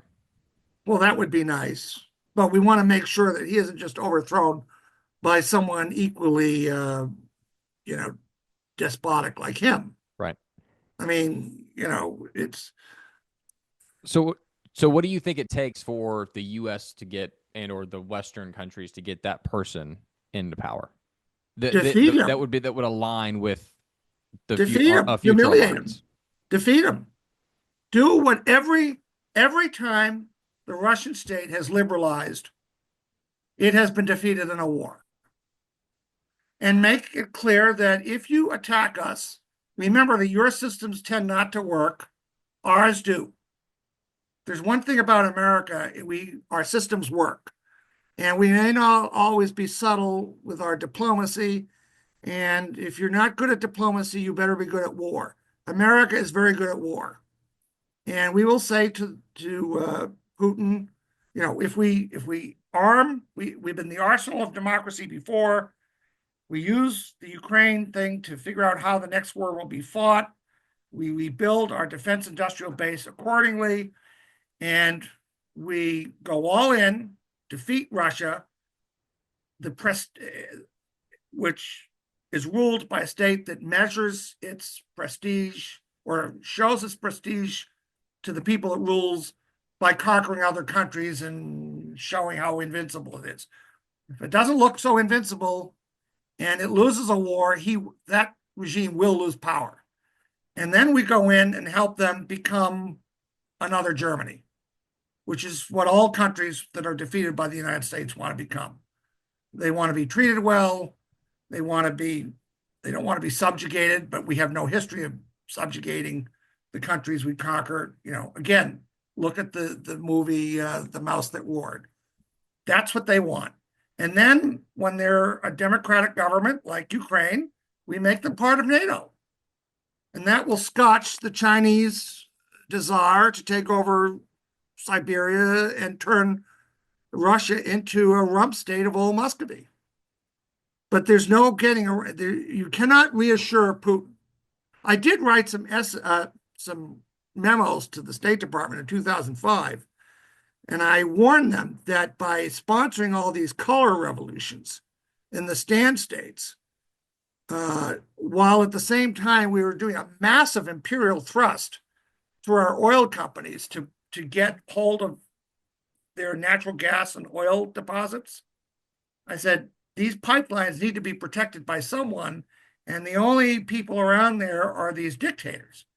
And I know they're not a nice bunch of guys, but there isn't a sufficiently strong constituency of democratic middle class citizens to sustain a democracy, a constitutional government.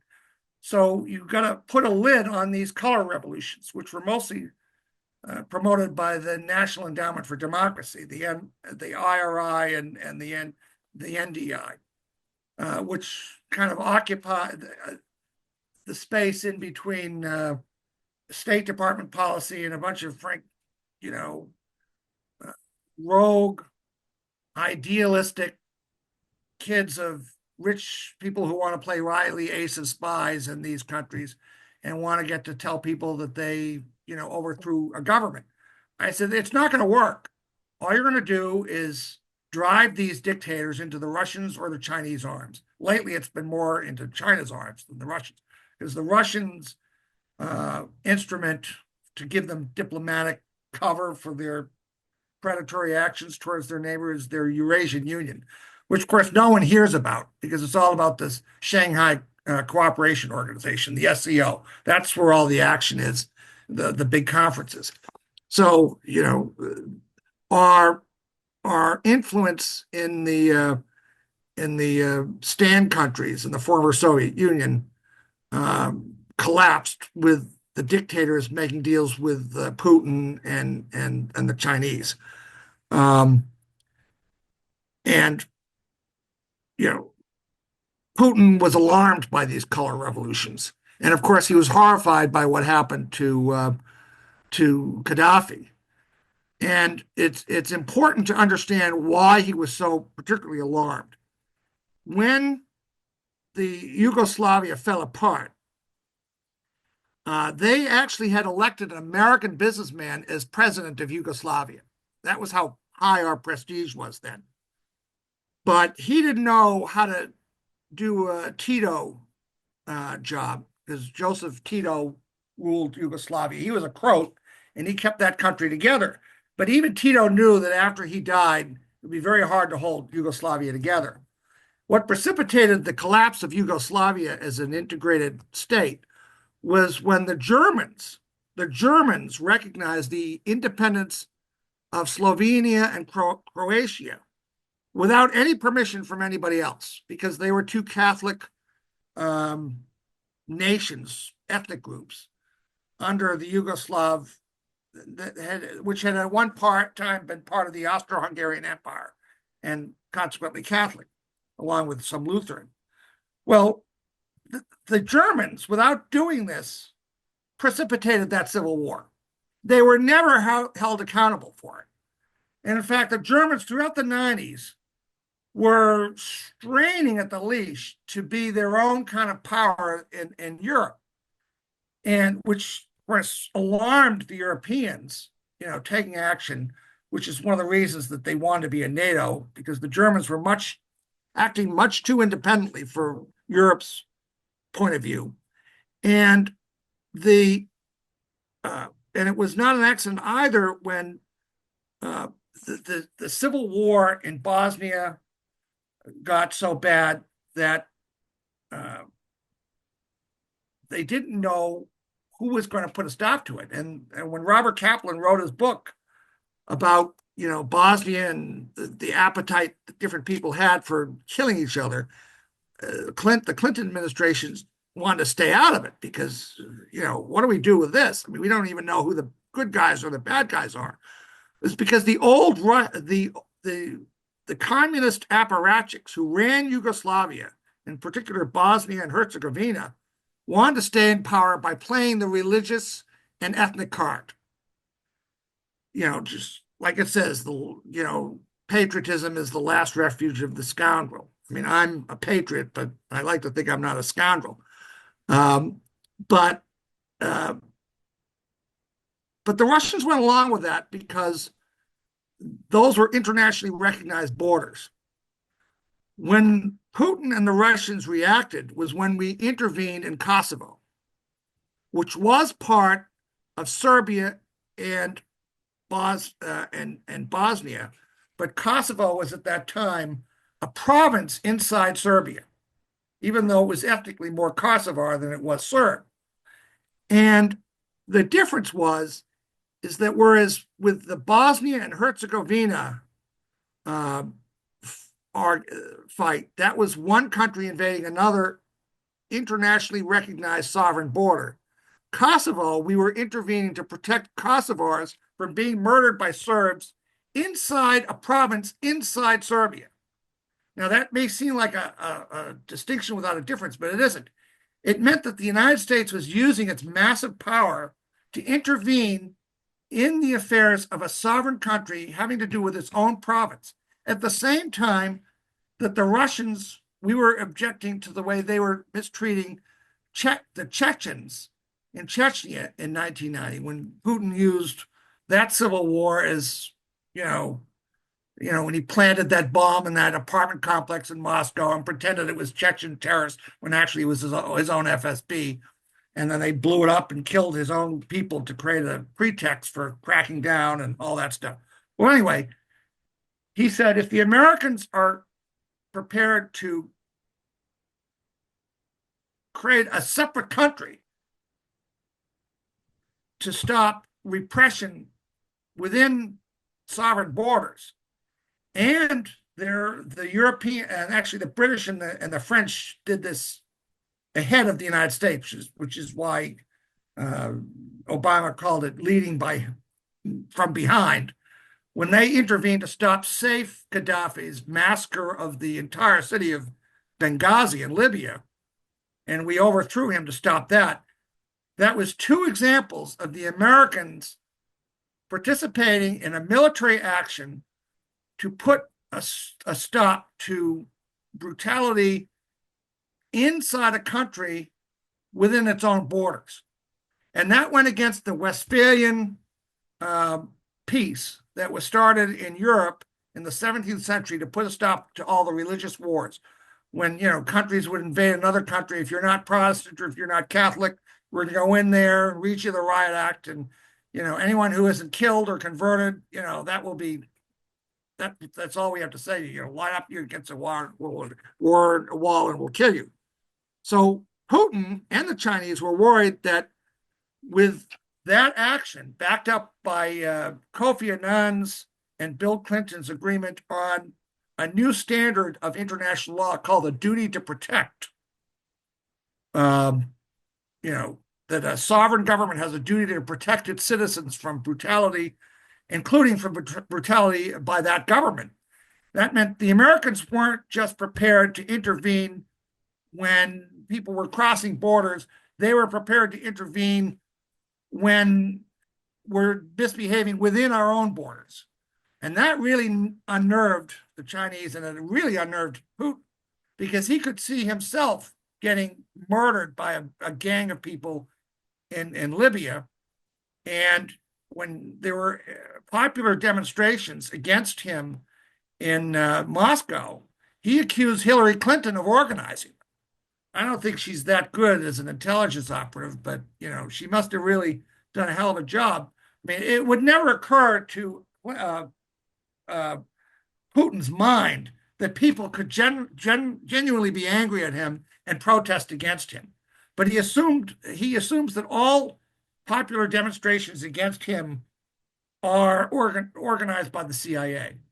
And he saw that such demonstrations combined with American military power being used within sovereign borders such as Chechnya, Libya, or Kosovo, that meant they're gonna use their regime change doctrine, which emerged under Bush too, which meant that this wasn't just a Democratic idea or a Republican idea. It was a bipartisan consensus Right. that both presidents from both parties, the Clintons and the Bushes, were willing to intervene in sovereign countries in local civil wars. That unnerved him. And that figured into his concern that NATO, if it moves east, it's not just political, but will use our power to overthrow his regime. And while NATO couldn't do that under the conventional forces of Europe, he had a considerable fear of the CIA and its ability to, sow dissension among his people. And that was another part of why he was so anxious about Article 5 being able to protect his critics behind walls that he could not invade. I mean, if Navalny's I think Navalny should have set up his shop in Ukraine or Poland. Maybe those countries wouldn't have welcomed him for fear that Putin would invade. But if he did, he'd be alive now, and there would be nothing that Putin could do about it. But the combination of the Bosnian, Libyan wars and free speech in the countries that NATO protects, the duty to protect, and the idea that he could invade countries that harbored his critics, defended them, that changed the calculus. So this has been building for a long time, but it's important to draw a distinction between the people who are anxious and the people who are the average man or woman on the street. We weren't going to come in and plunder and rape and rob Russians. They know that. But Putin himself personally was afraid. And that's different. As a result of the toppling of the Soviet Union in the 90s, we already talked about nuclear de-escalation and Yep. our stockpiles being reduced to roughly 1,550 each. And obviously, there's a lot more out there and plenty of other weapons. But a lot of those nukes were taken out of countries like Ukraine Yep. and others. Do you think, as a result, well, and obviously it was a completely different time, right? Everybody was trying to agree to something to remove to basically topple the Soviet Union, but also remove the Russians from a lot of these countries. Do you think that if Ukraine still had its nuclear warheads, that this invasion would have ever happened? Well, probably not. I mean, as you can see, every time Putin has rattled his nuclear sabers, it's kept us from giving the Ukrainians the weapons they needed. Right. And as much as I disagree with Mr. Biden about his caution, as with the senior politicians in my state, they were on my board of overseers of a historical foundation that I used to run, which I actually still run. But they all said, John, you have to remember that when you're sitting in that big chair, the only person who can tell you what it's like to sit in that chair and make these decisions are the people who are sitting in that chair. Everyone's got an opinion and advice on how we ought to behave, but to say that you would have known or anyone would have known better what we should have done, you have to understand that unless you've sat in our chair, you really can't know that. And it is unfortunate that Biden didn't, give Putin the punch in the nose that might have caused him to pull in his horns. But it is not the worst thing for a president to be very calm and sober in his judgment about using force.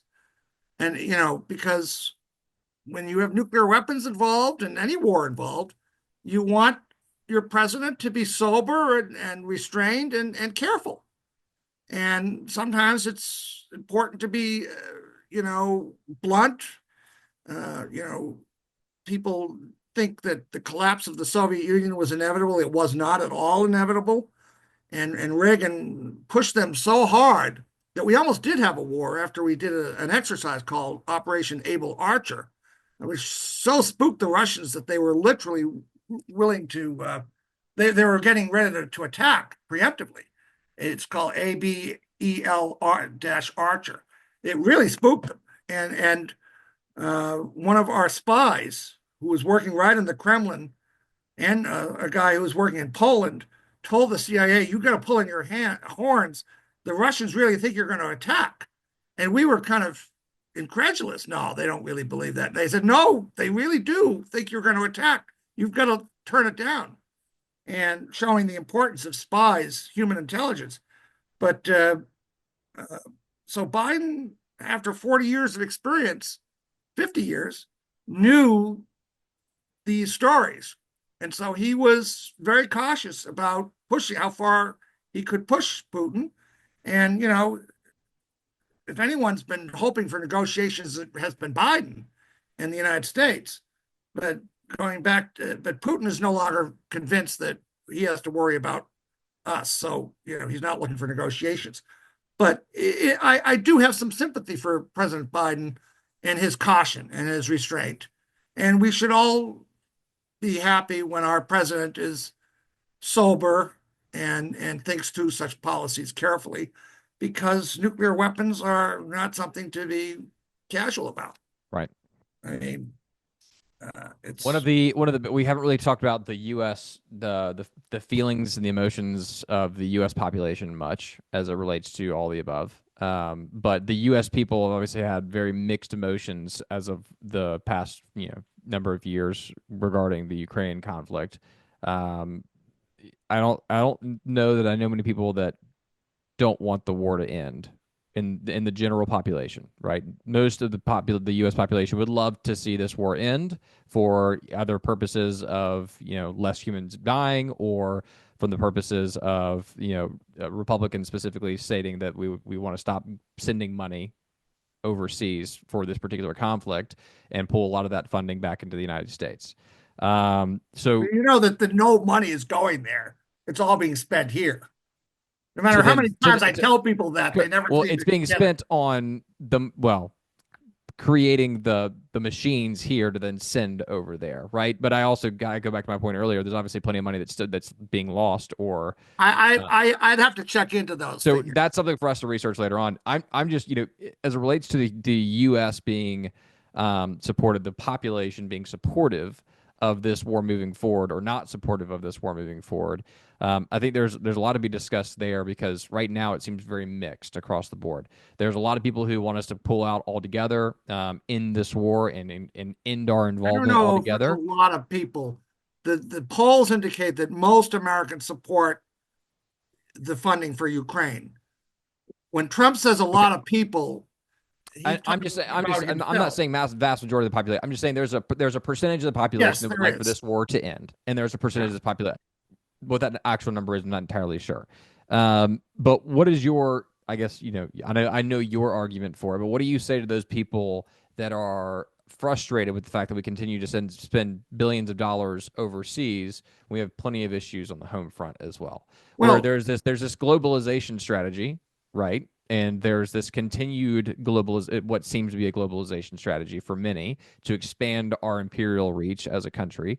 And there are those that are like, have we not expanded enough? Can we please bring things back in and bring it back to the United States? What would you say to those individuals? well, you're conflating people who favor globalization with people like me who do not want to engage in what I would call this repudiation of alliances. I call it a Trump's strategic repudiation. I do not want to repudiate our alliances or our global position. And it was the globalization crowd who believe in this myth of commercial pacifism, that if you build up countries as trading partners and big time manufacturers, you'll come to love and follow us so much that they'll never want to go to war with us. I have said for 30 years that this is nonsense. that all we are doing is feeding a tiger that is planning to attack us. And I have no use for these globalization people who believe that that is the route to peace. And the people who are in favor of, I mean, selling Ukraine out, like this Musk guy, he's the one who wants to lower the tariffs against China because he's got two electric car plants there and is apparently talking to Putin over the phone on ways to sell out Ukraine. So, I mean, Well, we don't. I'm not with That's the. not known. They'll Well, no, just it is. I for mean, the, it was out today, and Musk, said why not? I don't. I do not equate so our. real quick, just to go back on that from a factual perspective, that was mentioned, and Trump said, or and Elon said, why would I not have conversations with Well, Putin? under the Logan Act, a private sector billionaire should not be conducting American foreign policy. I mean, that's in the Constitution. It's in the law. Just because he's breaking it doesn't mean that we should respect it. Right. But more to the point, The the population that does not want to continue this because we see it as well, the population of unnecessary when a lot of the money should be spent on American soil. well, the money is being spent here on Americans who are making the weapons. The only thing that's going to Ukraine is the weapons, and this war production is thank God, exposing the holes in our defense industrial base that we need to fill. And if we didn't have this advance warning that Ukraine and helping Ukraine is giving us, and we had to discover them down the road when China attacks Taiwan, we would be facing a catastrophic series of defeats. And thank God, because of Ukraine, we have time to address these holes in our defense industrial base in our global military posture. And I I think it's want and more. I think this is really important for people to understand across the board, whether or not they agree with it or disagree with it. But there's that percentage of the population that does not want to continue to see us feed the war machine just for the sake of feeding the war machine, right? Because there's a lot of individuals that feel as though the war machine is already big enough, and the Pentagon has lost trillions of dollars, doesn't know how to account for trillions of dollars. There's that side of the argument, which once again I know you're going to shake your head, but there's that side of the argument, which I think is also important for us to get a better understanding of where this money is actually going, while we also simultaneously should better understand, our issues within our current stockpiling of weaponry. So, are we able to do both? I guess is the question at the end of the day. Well, yes. I mean, we had better build up our defense industrial base, or we will lose the next war. Countries do not win wars by brilliant temporary victories, like the Japanese tried to do in 1941. They win by doing what we did by winning a war of attrition against the enemy by building up a level of war production that the enemy cannot match. And supplying Ukraine has revealed all of the holes in that system that we had better fill very rapidly, or will lose the next war. Because even though China has its problems, it still has has more ships in its navy. It has a bigger manufacturing base, and its cycle times between stealing our technology and putting them into their own weapons Yep. is much more rapid than ours. And I know we've hit on that a couple of times during this podcast, which I think is super important. I have kind of a follow up to that. We've mentioned the backdoor into Russia. You've also mentioned Taiwan. What do you think happens first? Well, let's also address. Or do you think they're both? Do you think they're inevitable at this point? Well, no, I mean it depends. If our strategic repudiation sells out Ukraine, then the Chinese will say, "Well, it's open season on Taiwan," and I mean, and it will be open season on Moldova and the Baltic countries and Central Asia. I mean, we know what happened when we were trying to be reasonable with Hitler in '38 at Munich. I don't see why that lesson is lost on people, although maybe they're watching the Kardashians. I mean, They are. They're definitely watching the Kardashians. Now, I have never, I mean, from what I hear, it's an idiotic show of contrived fight scenes. And if people, the same people who are watching that every night are making opinions on global strategic policy, then I'm alarmed. Well, they are But I mean, that's Armenian, nothing so new in I history. mean, yeah, they do have involvement in the situation, considering the Kardashians are Armenian. So Oh, is that what they are? yes, Oh, so yeah, Kardashian. That okay, that makes sense. Well, it's the point is our defense industrial base has atrophied. Ukraine is exposing that it needs to be rebuilt. And the money is spent here. As far as wastage in the Pentagon, that's nothing new. I mean, when Paul Revere agreed to put the copper on the bottom of the USS Constitution, which is in my state, in Massachusetts, he bid for a certain amount of money. By the time he finished, he was paid 6 times what he was originally bid. So the idea of change orders and cost inflation, cost plus contracts in the Pentagon is nothing new. And I don't, condone it. And I am not, uh, I mean, I know something about the defense industrial base and manufacturing, but I am not an expert in contract administration in the Pentagon. So I will not, say I know where the problem is. As far as Ukraine wasting money, I'm sure there is some, but and I'm sure that President Zelensky is complaining that he's not getting enough money and that he should have got more of what he was promised sooner. I don't doubt that. I don't. I have trouble believing that half of it has been wasted. I will have to look up that. Um, but we had better be the arsenal of democracy if we want our allies to take the first hit.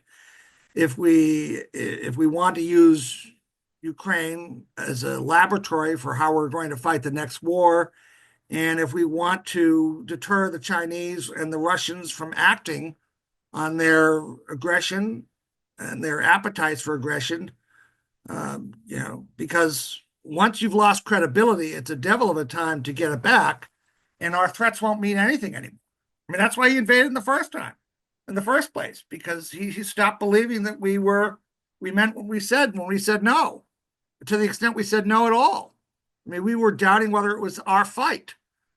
But as we go into talking about Eurasia, we will find out that it is our fight because um, Ukraine is the wrong war at the wrong time with the wrong enemy for Russia, and it is separating it from the West and aligning it with the Chinese who want Russia to be weak and vulnerable.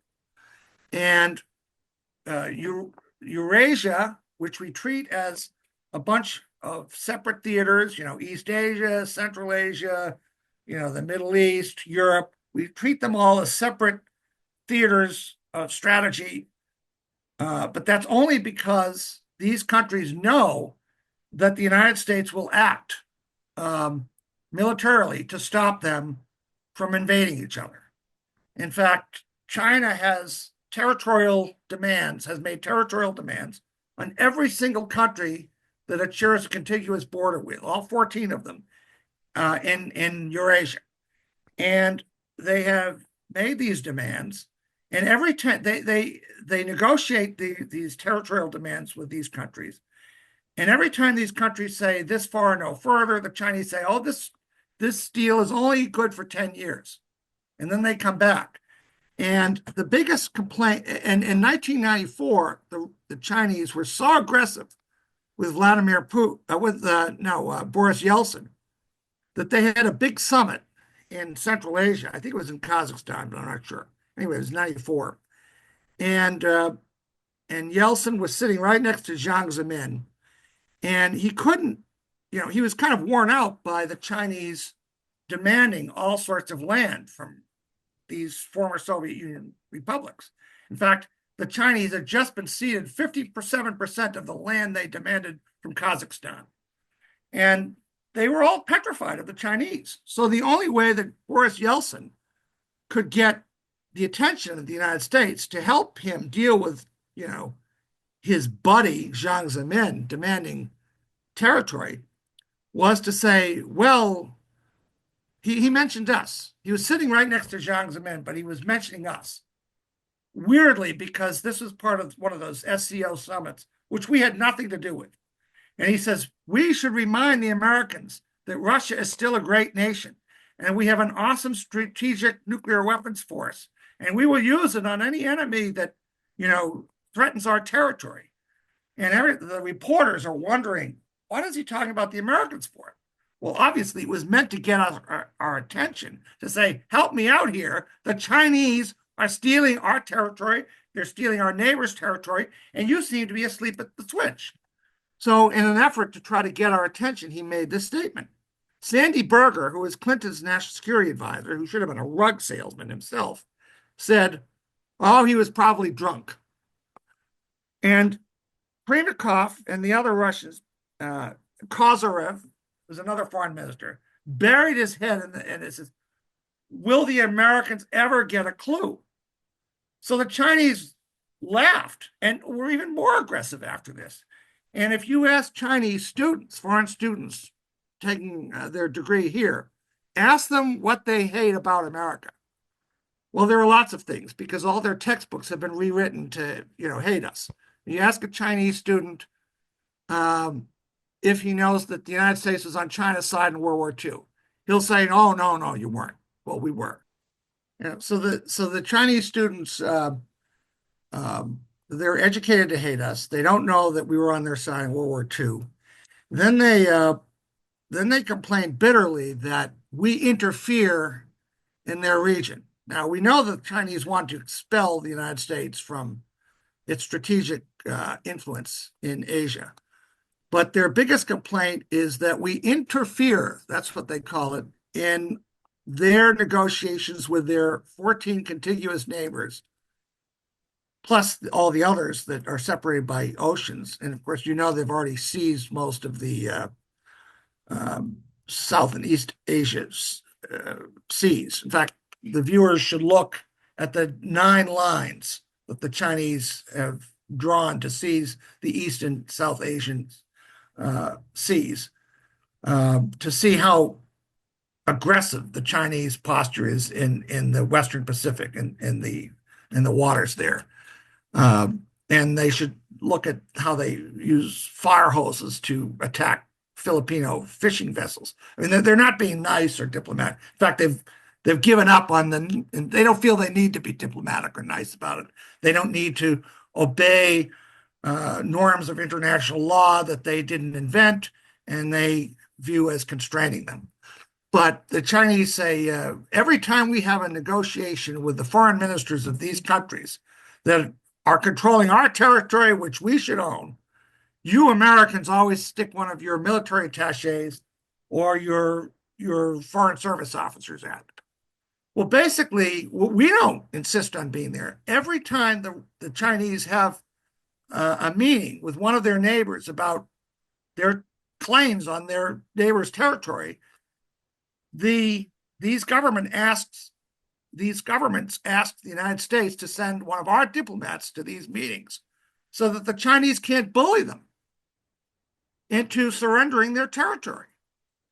And when I say this to the Chinese students, they say, well, how dare you? I said, well, you're always talking about sovereignty, but you don't seem to respect the sovereignty of your neighbors. Well, those belong to China. And then, of course, I deconstruct it. For example, Tibet used to be conquered by the Manchurians, who are kind of almost the same people. I said, well, you didn't conquer them. They conquered you. Well, if they conquered us, then we own them. I said, if you extend this logic, then that means that you own 50 yards around every Chinese restaurant in America. Well, yes, because, you know, the Chinese are making plans to own the world, and they resent our helping the rest of Asia protect their territorial integrity from being invaded by the Chinese. And when or if this policy of strategic repudiation emerges and confidence in American military guarantees against the cross-border invasion of internationally recognized borders collapses, then all of Eurasia, which is used to functioning as independent states free of the subjugation of their larger neighbors, will turn into one giant Bosnian or Balkan style mess of war, of civil wars, of contrived uh, or manufactured or religious historical narratives. We're fighting over this. There will always be Chinese satraps or demagogues or local politicians who use whatever issue they can find to say that they can invade someone else's borders.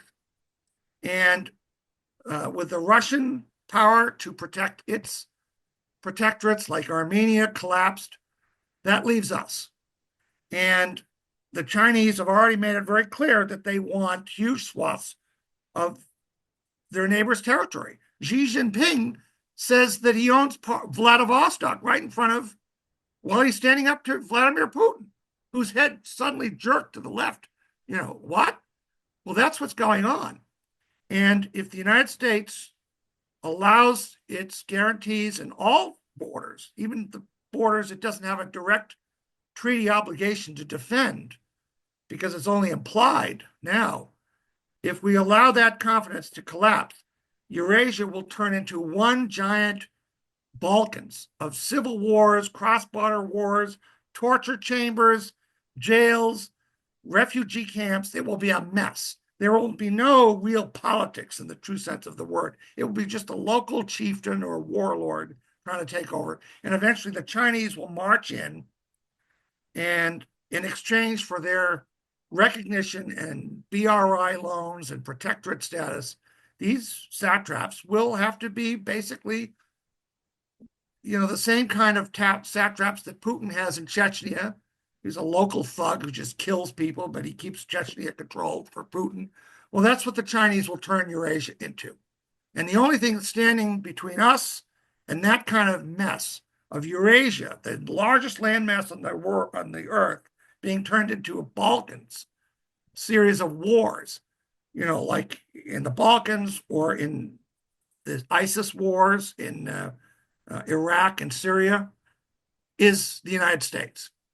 And if we allow Ukraine to fall, then it will be open season on the rest of these countries.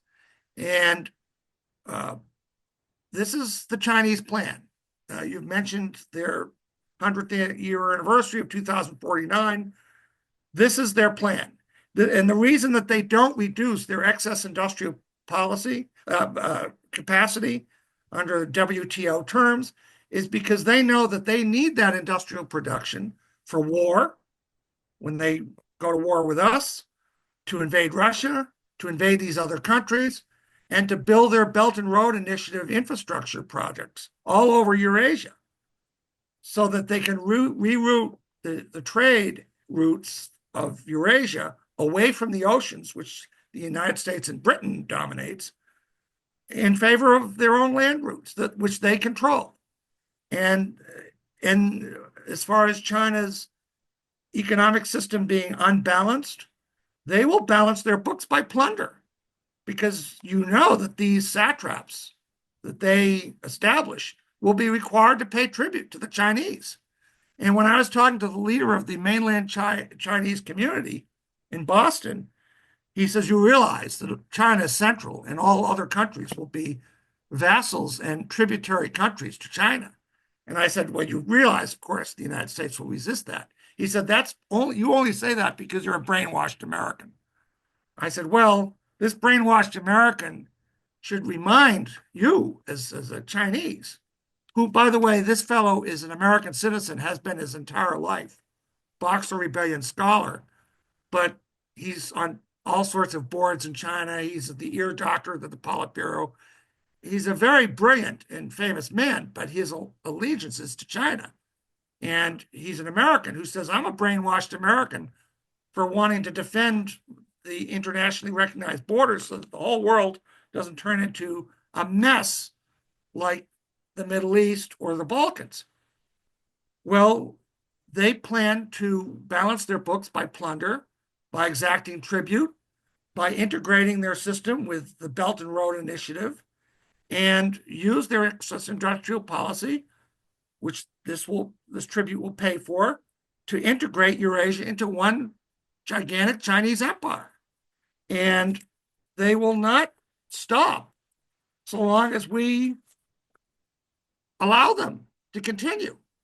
And there's so much other stuff here, but for us to casually think that it doesn't matter what happens to borders on Eurasia, we should remember that Eurasia is, for the most part, vastly underpopulated with vast, abundant resources and land and water that the Chinese want.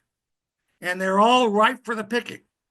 And the only thing that allows them to operate as independent, self-governing, sovereign entities is the fear of American reaction if someone invades them. And if we allow other people to doubt our reaction, things will get very bad. And it will take a major war to put the Chinese back in their box. Because even though the Chinese military is constrained a little bit by China's demographic reversal, they still have 1.4 billion people. And that's a lot more than Russia's 140 million people. And our defense industrial base is not what it should be if we want to put a stop to Chinese aggression. And I know we're coming to a break here. Let's see. Well, so far our reactions, which is typical of a democracy, have been spasmodic and rhetorical. But policy is not just a press release. You have to do something specific. And that means aiding your allies with weapons and intelligence, which we've done a good job with Ukraine, although not aggressive enough, but still helping the Ukrainians point and shoot with intelligence and weapons has given them a very effective defense. They will be a very good ally to NATO, as they're the most experienced army besides the United States' army in the world. And they know how to fight the next war. And if they win and Russia loses, then Russia's regime will collapse. We hopefully become democratic. Then they will become part of NATO. And then China's aggressive plans for Eurasia will be scotched right there and then. But I should say that Eurasia is such a vast continent. And as George Kennan, who founded the doctrine of containment, that was our post-Cold War our Cold War strategy after World War II.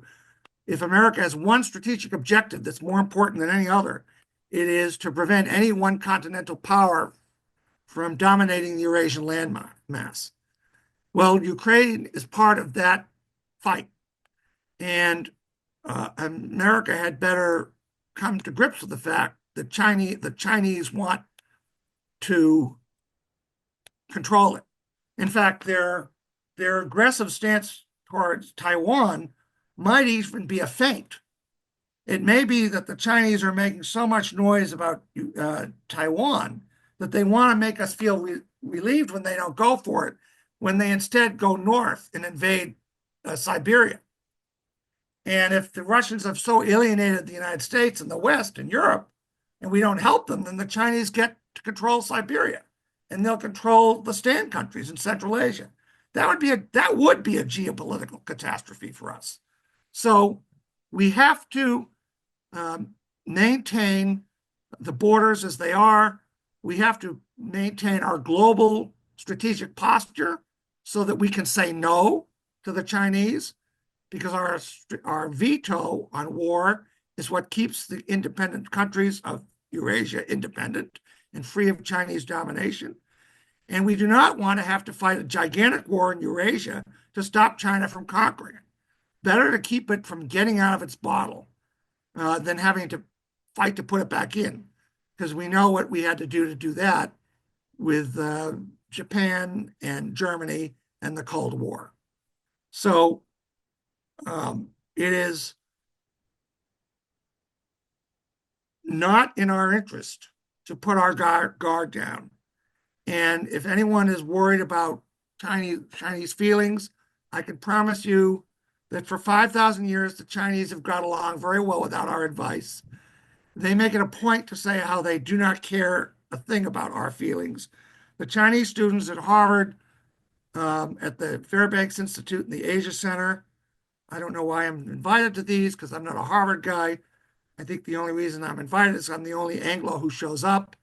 Is the Chinese, once they know that I'm not exactly naive about their intentions, the mask comes off and they tell us, you Americans are all done. You might as well go out and let the crows eat you because we're on top now. And they are very open about displaying their contempt for us. And I remind them of this uh, two things. Uh, Not in 1,000 years has any Anglo combination, in other words, led by the British or the Americans and the British, lost any war against a continental power. Not the Turks, not the Arabs, not the Mongols, not the Germans, not the Russians, not the French, not the Spaniards. No one has beaten an Anglo combination in a global struggle.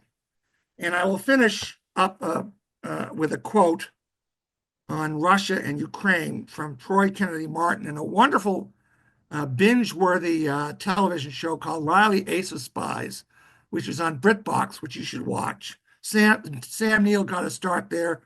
I had a girlfriend who used to love Sam Neill. She watched it. And he said this. He's speaking to his former countess wife, who was Russian. He says, look, I know your world. I've lived in it. But I live in a different world, a world of hatred, of haunted men, and of ambitions, of schemes as big as anything dreamt by Genghis Khan, of power, of Russia. For when you speak of Russia, you are talking about the fate of the world. Well, that's what we're talking about with Russia, Ukraine, and Eurasia, and America's role in it. So next time we'll talk about the ins and outs of Asia, but you must know that Ukraine is not just a little fight that we don't have a fight in. It matters. And China is watching. Well, John, as always, I appreciate the information, appreciate your knowledge, appreciate your perspective, and I am looking forward to the second episode on diving into the ins and outs of Asia specifically. But this has been an incredible episode, and I hope people are listening to this Yeah. point so we can get them through all Well, this incredible information. well, maybe they'll watch it. They'll be experts in all sorts of ins and out of a place that I think are more interested in the Kardashians, but anyone who watches it, I hope they'll think about things they hadn't thought about before and maybe have some good questions to ask. Well, and hopefully they now know the Kardashians are Armenian, so they can learn that fun Yes, they factoid as are. well. Well, I haven't seen them, but you know, maybe they're worried about Nagorno-Karabakh. Uh, That's not a place that you hear about much on popular television. no, not at all, not at all. Well, John, really appreciate the time, and once again, we'll segue this into part two, coming here very soon. I'll look forward to it. Awesome. Talk soon. Talk soon.